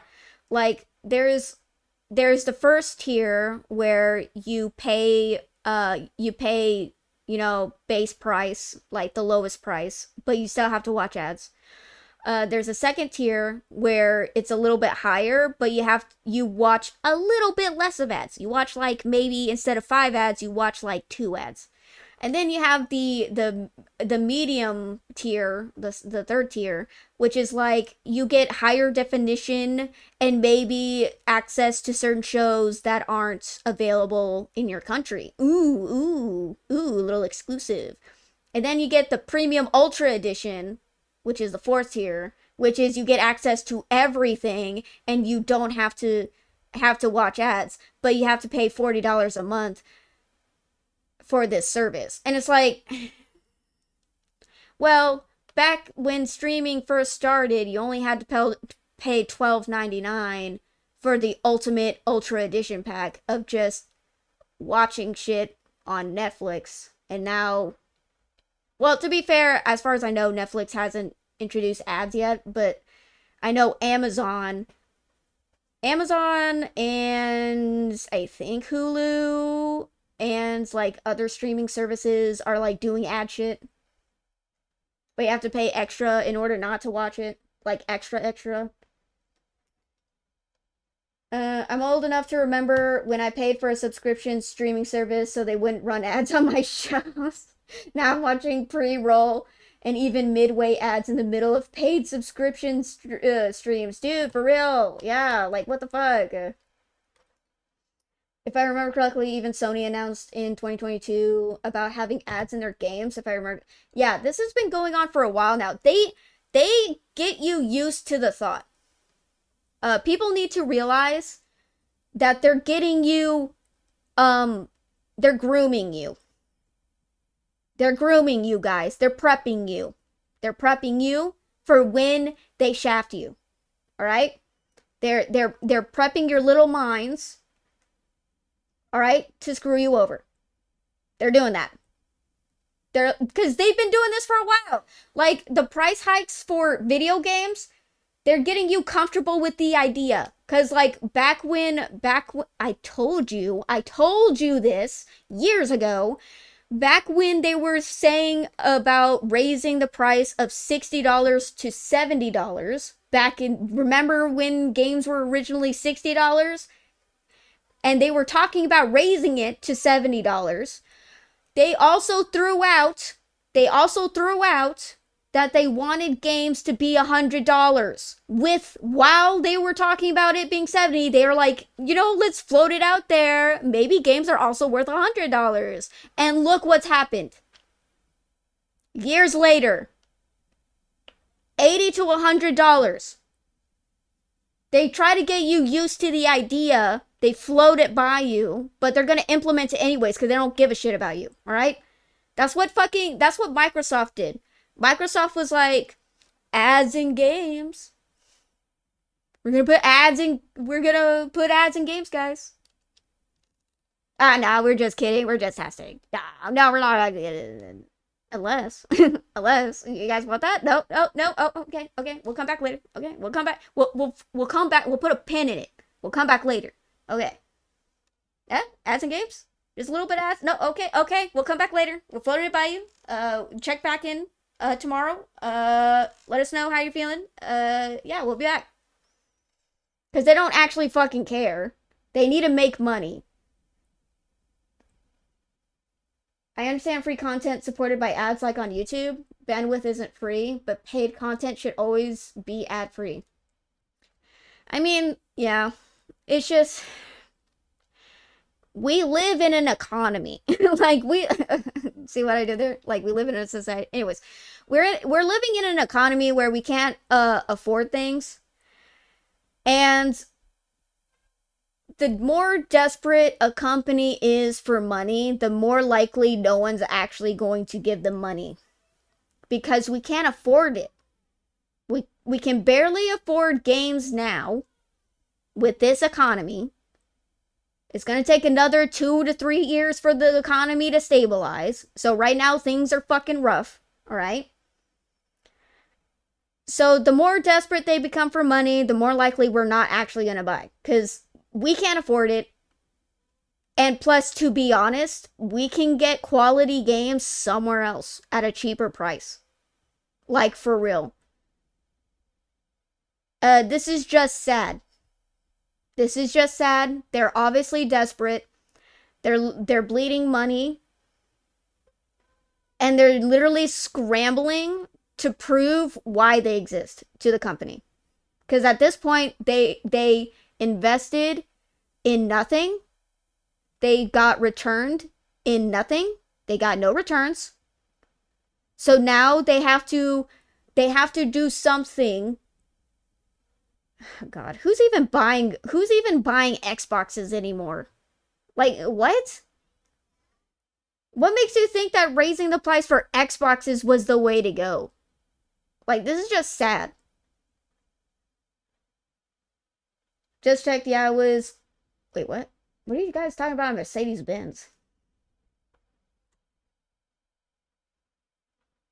Or more accurately, Sony is considering to have ads in their games in the future. Yeah, they're just prepping you. They're prepping you guys. Don't worry.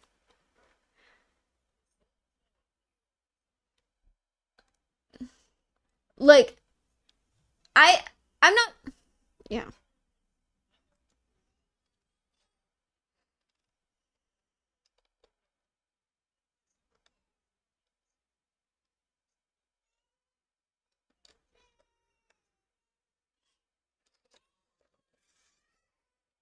Yep. It's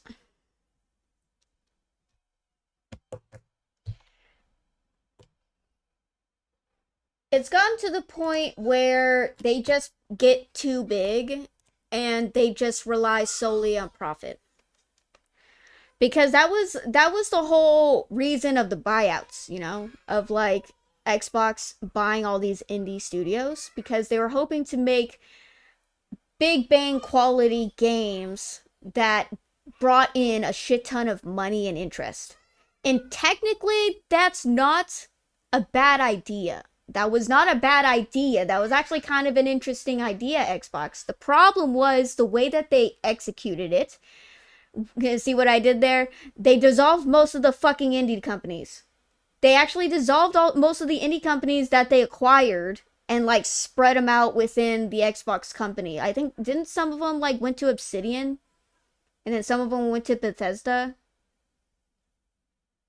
Like, didn't they spread out like the indie companies that they dissolved? Did they keep some people, or were like they all like the moment that the indie studios dissolved, they were like, oh.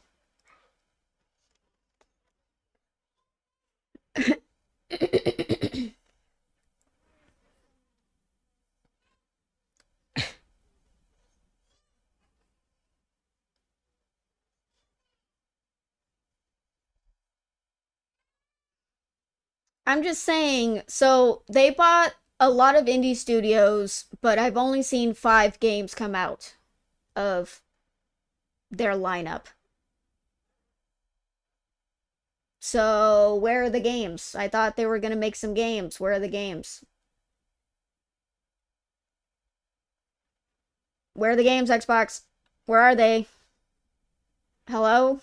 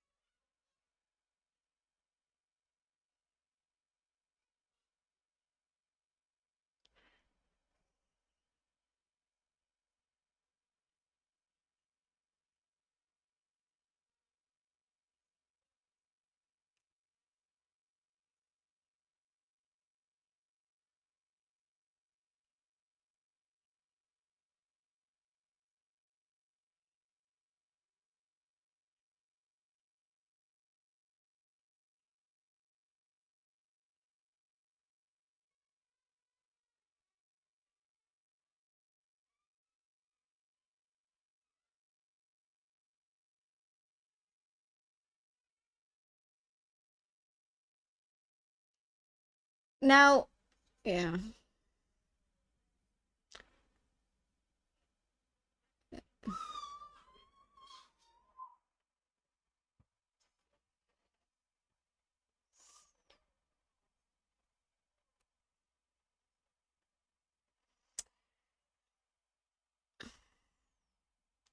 Yeah, it's just the moment they acquired studios, they had no idea what they were doing. They're like, okay, we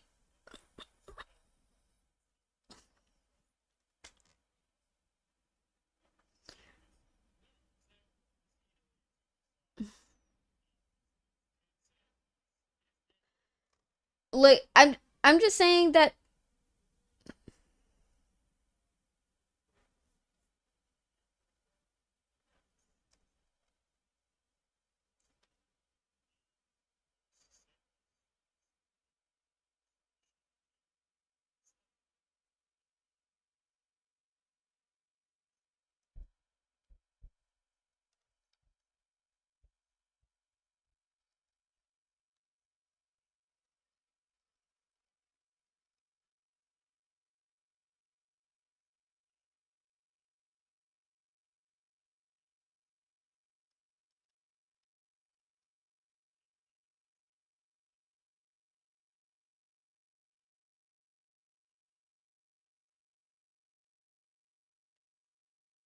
do you think I think this is just a theory, but I think the reason why they dissolved a lot of the indie studios that they acquired is because they asked for the impossible. So what I think happened, this is just my theory, what they acquired some studios hoping that they were working on a project and they're like, "Yeah, we're working on a project." And Microsoft's like, "Cool, can you get it out within a year?" And they're like, "No, it's going to take us like maybe 3 years to finish this. Like, we got to code everything, and it's an RPG, and there's like, we have choice, the players have choices to make, and try to make it, put enough stories in there to garner interest and stuff like that. Oh, it's taking too long. Okay, okay, that doesn't work for us.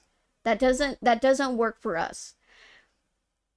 That's the only thing I can think of. I don't know. That's just a theory. That's just me making up stories. I don't fucking know. But yeah, people had I I mean, to be fair, Microsoft had some sus moments, but people were giving Microsoft the benefit of the doubt when they started buying indie studios because at least it wasn't the other companies, at least it wasn't EA. But they're showing that they don't know what the fuck they're doing. They're showing that they gained a lot of resources, but they don't know how to use those resources. Or the resources were taking too long to cultivate, and they're like, "Damn, we kind of shot ourselves in the foot here because we spent millions of dollars acquiring all these fucking studios, but it takes so long to make games." It's like, no fucking shit. Like, duh.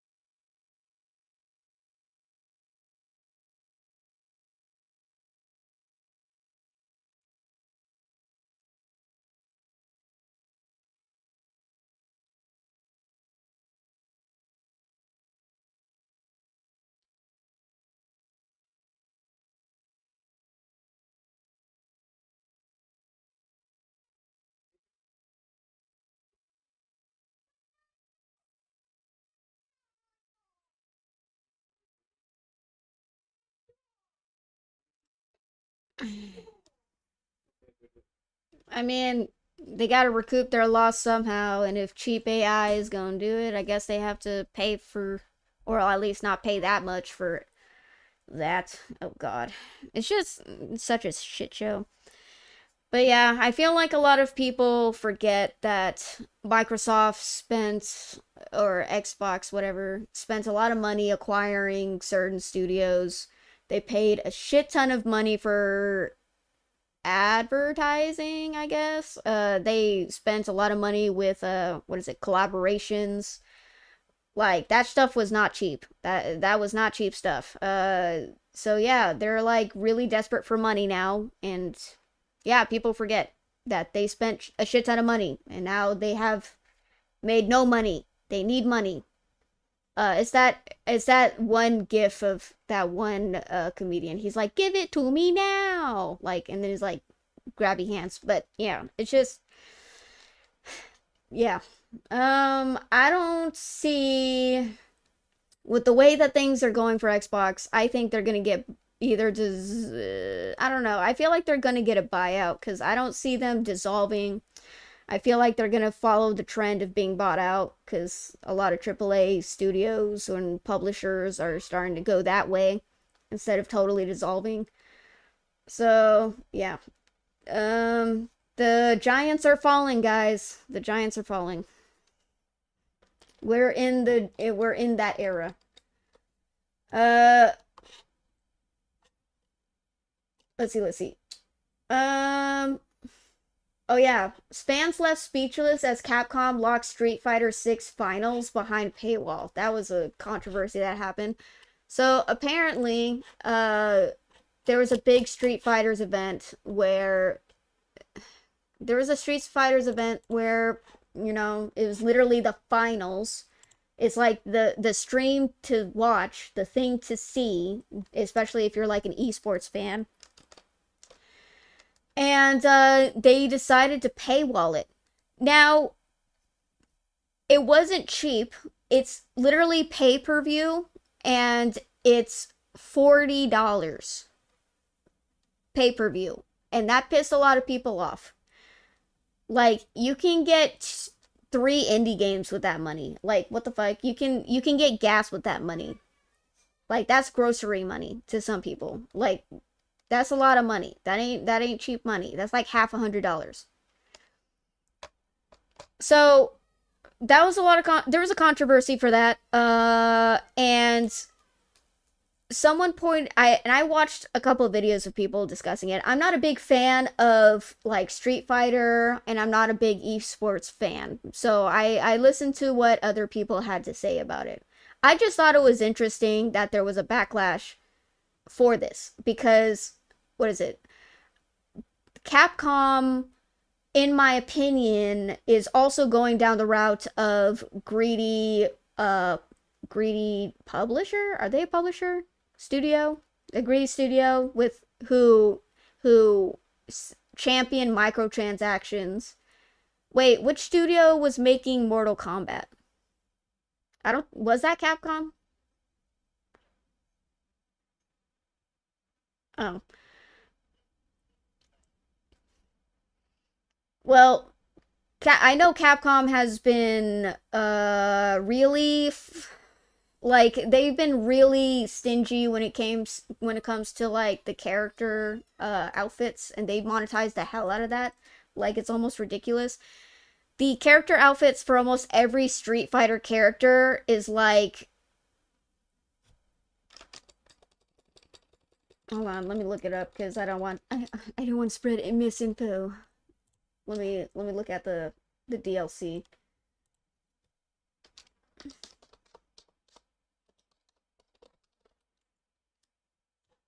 Oh hey, Street Fighter 6 is on sale. That's cool. Instead of it being like $40, it's $19.99. So it's like half off.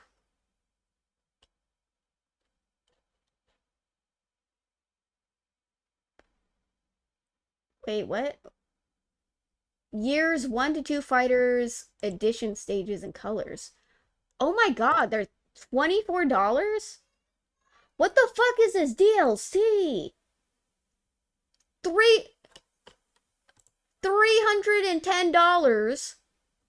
$310.91 for the DLC. And it's $30 for the fucking soundtrack. It's $24 for the soundtrack. Year one, and then it's like $13 for. Do you know how cheap soundtracks are as DLC? You can literally get soundtracks at most for like $5. Why are you why are you paying $24 just for a soundtrack? And I'm not talking about one song. I mean like for the whole game soundtrack, you only pay for like $5 for it. Dude, what the fuck? I've never seen such a high price for the soundtrack before. Ultimate Pass is $47.99. Street Fighter 6 Year 2 Ultimate Pass is $49.99. Street Fighter 6 Year 1 Ultimate Pass $49.99. Mostly negative views, reviews, mixed reviews, mixed reviews. Oh, at least they got something mostly positive for Street Fighter 6 Year 3 Ultimate Pass, $47.99. Also mixed reviews. Okay, so I think they also, if I am mistaken, if I remember correctly, they also went back and like did some other games that they like did some remakes, and outfits in certain stages were for like when the game first released, those things were free. The outfits and the different stages or the different maps were free. But in the remake, they cut out the maps and they cut out the outfits and they sold it as DLC. If I remember correctly. Which doesn't surprise me because they do that a lot. Like, technically, what the stuff that Capcom's doing isn't new. Like, technically, AAA studios have been doing that for a while. They've been, like, reselling and repackaging stuff, but at a higher price with microtransactions for years now. So, it's just like, I'm just saying Capcom is following the same trends. The moment you start introducing microtransactions is the moment people like the studio starts getting lazy. In my opinion, that's what it feels like. The moment they start introducing microtransactions, the quality starts going down a bit. But I will say, I mean, yeah, actually, there actually has been criticisms. If I remember correctly, there has been people saying that the Street Fighters, like the difficulty level isn't as the same. Like, there's some, like, people had some criticisms for it. So, I will say that. When it comes to the horror aspect, Capcom, in my opinion, I think Capcom's been doing a good job with making horror games. The Street Fighter franchises, they've been pissing people off lately. Now, getting back on topic. So, people are getting pissed off that they have to pay fucking $40 to watch a stream of the esports Street Fighter 6. Now, people said that the reason why people are upset is because now Capcom has been selling Street Fighters with outrageous microtransactions for a while now, and people have been conditioned, okay? Some people are willing to shell out money for microtransactions for certain outfits and shit, okay? Okay, we get that. There are shills out who do that.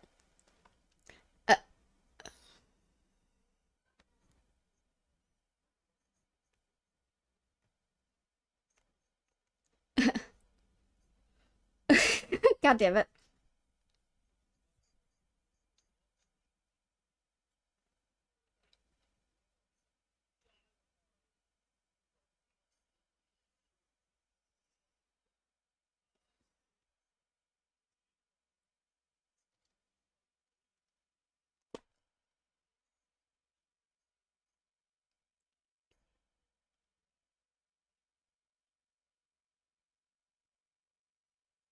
Yeah.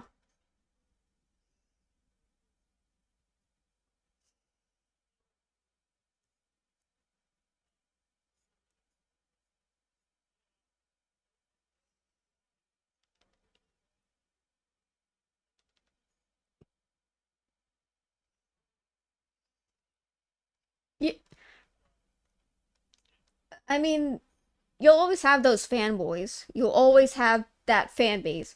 Not everyone's going to be into it, but there are going to be certain people who are willing to who love the franchise enough to buy that extra content. Okay, there are people who are willing to do that.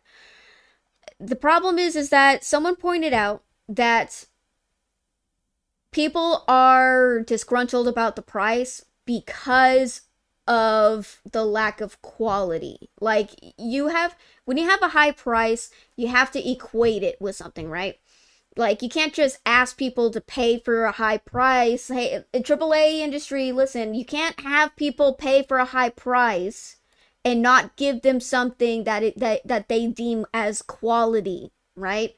You have to get them to like you have to give them something else. Like it can't just be the base game anymore. It has to be like, oh, you're gonna pay $100 for a game, give you automatically get free physical figurine because you paid $100. Like automatically, you can't even like don't even like pre-order, don't even do the ultimate edition. You have to add something to equate the quality because you can't just raise the price and people be happy with it. And the reason why people are not happy with the $40 pay-per-view is because it's just watching the game. Like you're not there's like no costume contest, there's no cosplay thing going on because apparently that's a thing that happens at esports, like people like cosplay things. There's like no extra fan service. There's like no extra something, there's no extra something to justify this high price. Because as far if I remember correctly, I think pay-per-view used to be like $10 to $20. I can't remember because I knew pay-per-view existed, but I never used it because I was a child whenever pay-per-view was a thing. So I never understood that.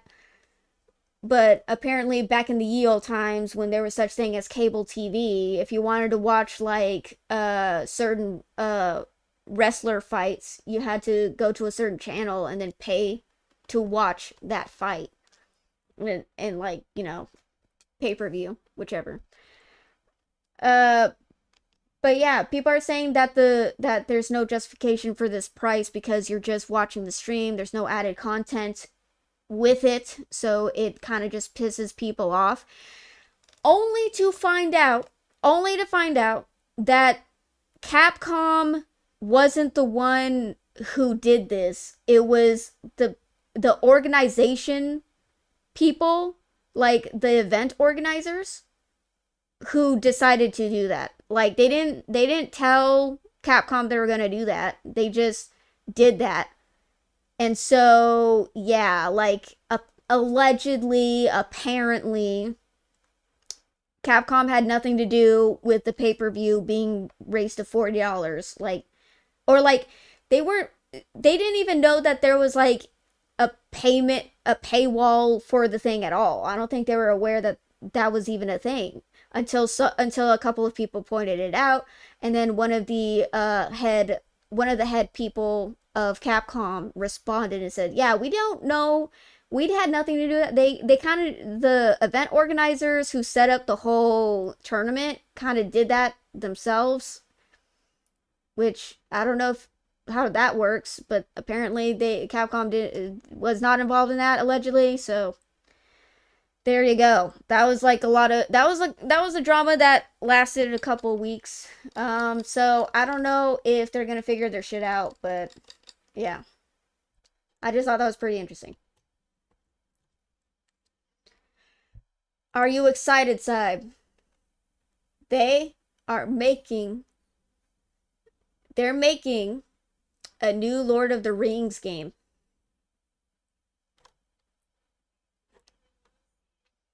And they claim that they want it to compete with Hogwarts Legacy.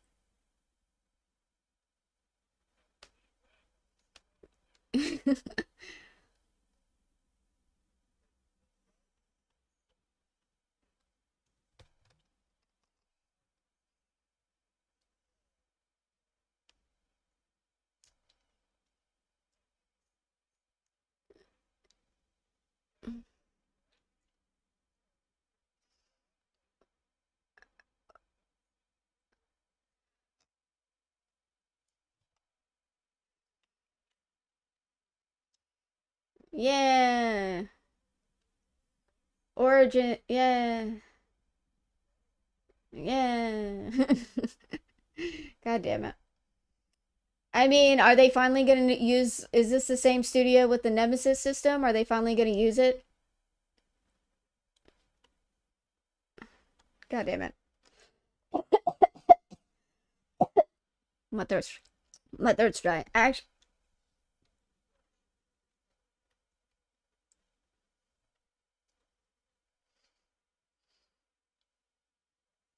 yeah. For those of you who don't know,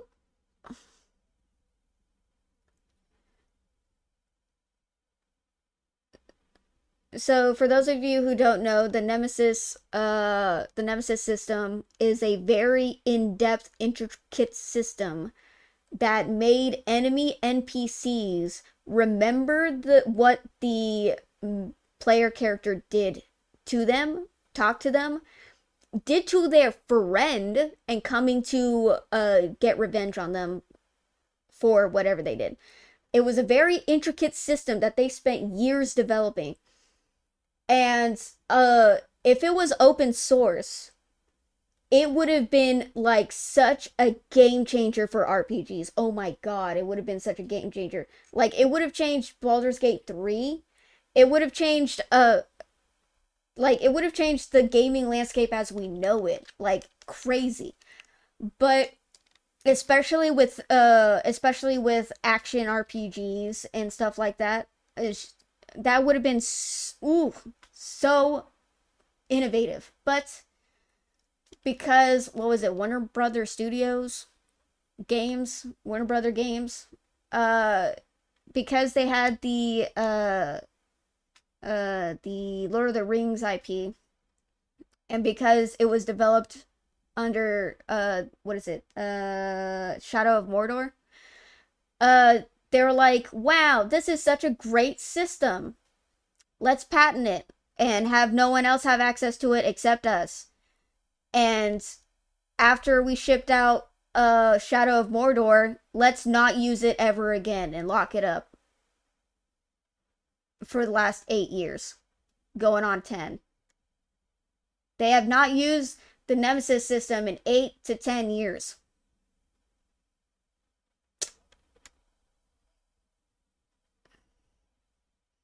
Isn't there like an expiration date for patents? Like, god damn it. Sorry, I was thinking about ownership of IPs. Like there's like a timer for that. Like if you don't use the IP within a certain amount of years, you lose the IP rights.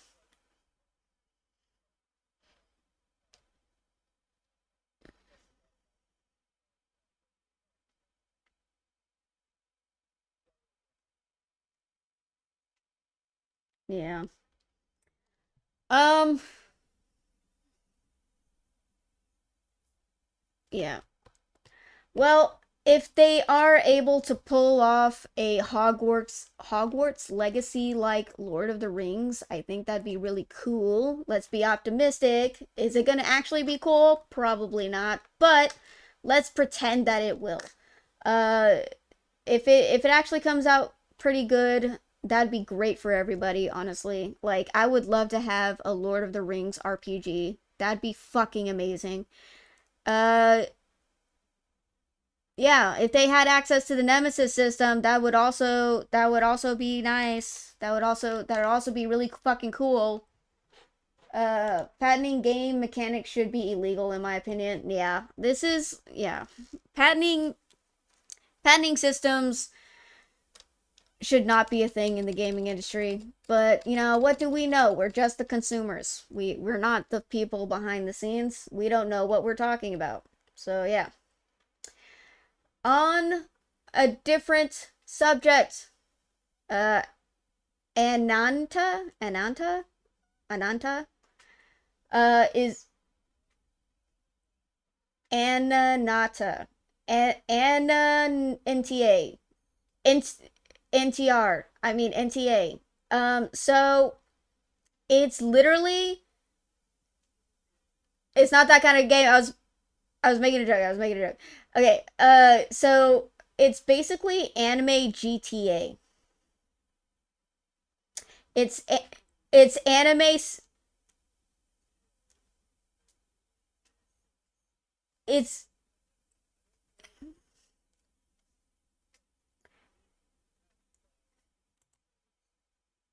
fair enough. Yeah.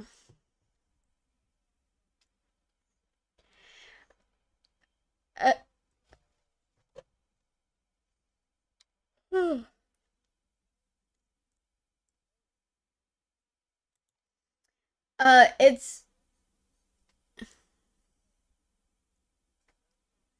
it's anime Saints Row.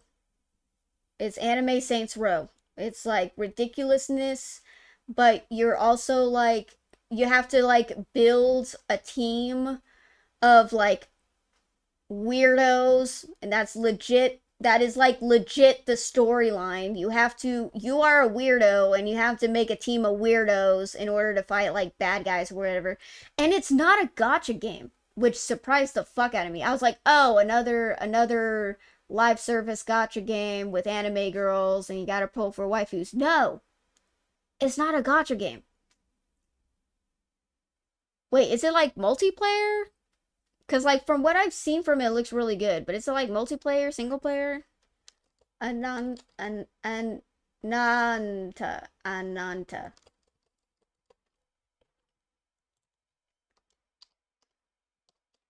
Huh.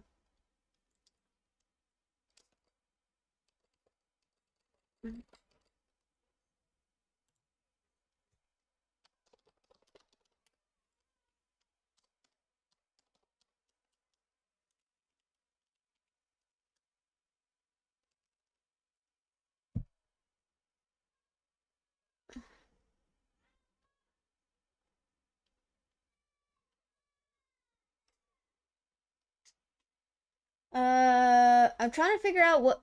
Oh, it's by NetEase, because of course it's NetEase. It's a role-playing video game, adventure game, fighting game, shooter game. So it's not. It's not gotcha.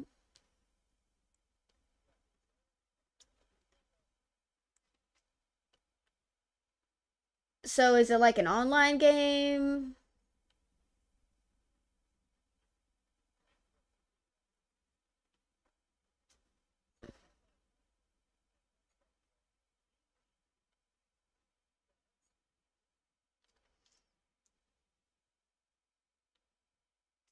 So it's saying a free to play role playing game. So it's not a. So if it's free to play and there's no gotcha, how are they gonna make money off of this?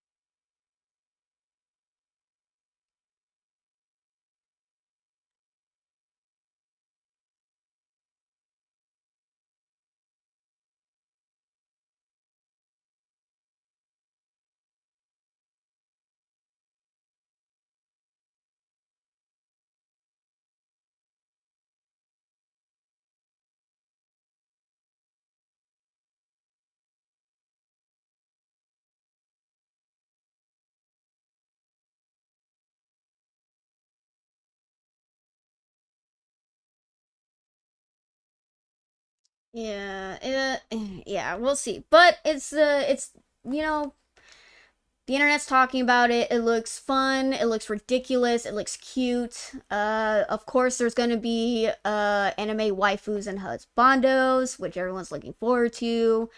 So yeah, people are excited. So look out for Ananta, because people are probably gonna play it.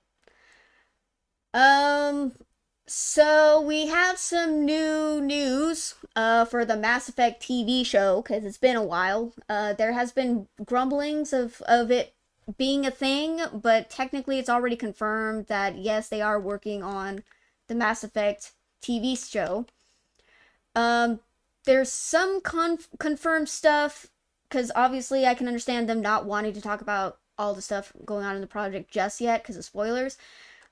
They confirmed some stuff, but they also left enough room for people to speculate what is going to happen. So people are theorizing that they might actually bring in female shepherd and male shepherd into the TV show, instead of like being two, like one separate person. They're just going to be existing in the same universe.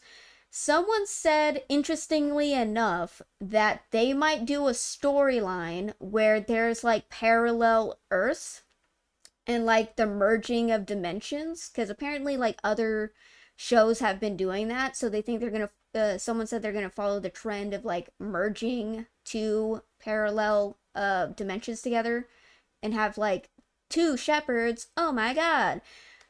But I think what would make more sense if they made the shepherds like family, like brother and sister. I think that would make more sense, instead of, and then just, yeah, like, and we just follow the siblings different storylines. Like we don't have to like do because that just like kind of confusing a little bit, because you run into because they also pointed this out in the video, but they also pointed out that if you do two parallels of different shepherds, and you run into the problem of the shepherds who have different ideologies, like going after Saren, like some people in one playthrough, like, defeated the bad guy, others tried not to, they tried to talk him down, whatever. Like you get different types of scenarios and stuff and different outcomes. So it's like you run into that issue when you have two protagonists, and it's like, what's canon and stuff like that. And that didn't happen in my well, to be fair, it's just a show. Like they're gonna probably go with what's technically canon. So it's like they don't have to, they didn't do it the way that I did my playthrough. And it's like they don't have to do it how you did your playthrough, all right? Yes, we know that the option is there for like a renegade shepherd, but that's not everyone played renegade shepherd, all right? It's like maybe a handful of people played renegade shepherd. Everyone else was paragon, all right? Let's be honest. But it's like I don't really know how they're gonna play this out. I guess they could be, because they also said that, god damn it, what's this man's name? It's not Will Ferrell. Something Ferrell. He's an Irishman. God, what's his name? God damn it, I forgot his name. There's grumblings that he's gonna be like the male shepherd, which is fine. Like, he's a handsome dude. Like, he's older now. Like, I can see him play as a male shepherd, I guess. I don't know who I don't know any rumors about who's gonna play female shep. They did confirm that there was going to be certain character types that are going to show up in the show. So there's going to be like two male characters that are confirmed, and then there's two female characters confirmed. So there's one alien female character confirmed. There's one male character who's an alien who is also a villain is confirmed. So people are speculating they're talking about Saren. And then there's like a male character who's like a wrestler type, which is so vague. Like, wrestler type. Who's a wrestler? The only person I can think of is that one dude from Mass Effect 3, like one of the newer human companions. Was it James? I think yeah, he's the only like wrestler body type that I can think of. But it's like, also it's like they could be talking about the Krogan, but I was like, I wouldn't call Krogan a wrestler body type. I just call him a tank, Like, and it wasn't confirmed if the wrestler male body type was even human or alien. Maybe they didn't say want to specify because it would have given it away. Because if they said it was an alien, you'd be like, oh, it's a Krogan. But you know,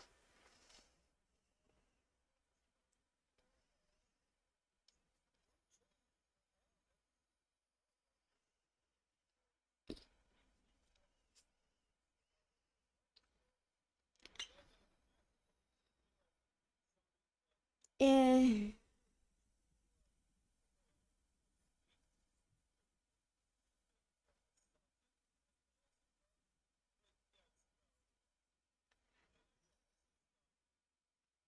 So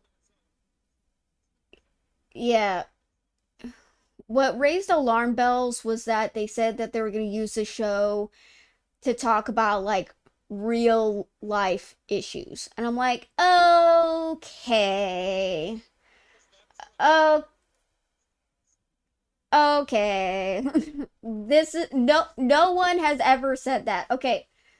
Most of the reason why some of media has been losing popularity is because they're like, we want to put what is it?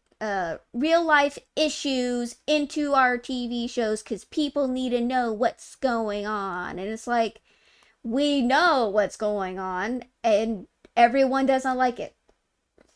Sorry, go on.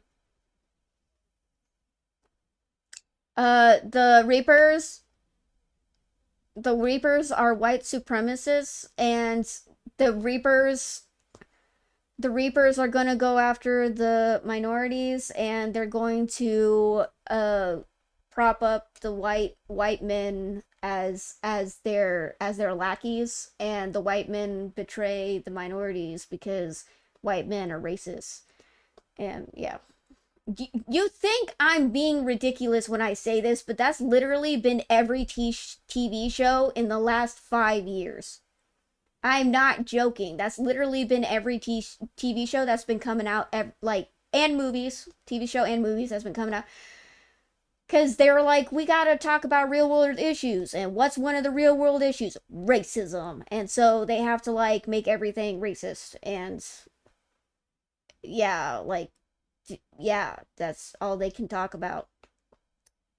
Something like, don't worry, guys. While they're talking about racism, they also throw in, like, the homeless crisis, and they I don't think does anyone take in did anyone make any reference to the whole Israel Palestine conflict? I don't think. I think some I think there were some I think some shows actually made references to like the Russian Ukrainian conflict. Like they're like people are, when they say we're gonna talk about real life issues, they mean they're bringing IRL stuff into the show. That's what they mean. So yeah, it's are they gonna focus about the lore of Mass Effect? No. Why would we talk about that when we can just talk about racism and minorities and the plight of minorities and making trans allegories and what is it, the genocide of a people, which would technically be aligned with the oh fuck Krogans, which would technically go align with the Krogans because they were going through a genocidal thing. Spoilers for a game that's been out for like 20 years, I guess. I don't fucking know. But like the Krogans are going through genocidal storyline. I mean, but why don't we make it an allegory for like the genocide of native people in America? And like instead of the Krogans having their own culture lore, why don't we put that the Krogans are actually Native Americans and like they paint themselves and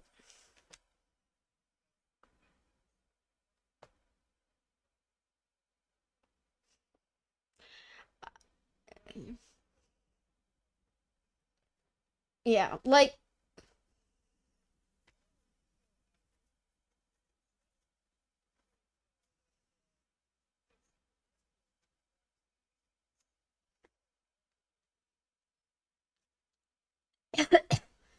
guys, I know, like someone said in the comments about like, why are you making it political?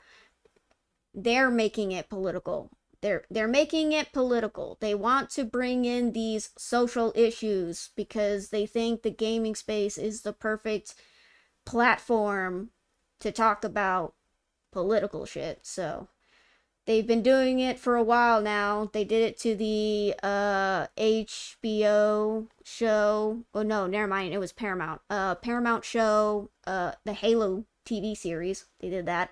They also did it to the Witcher TV series.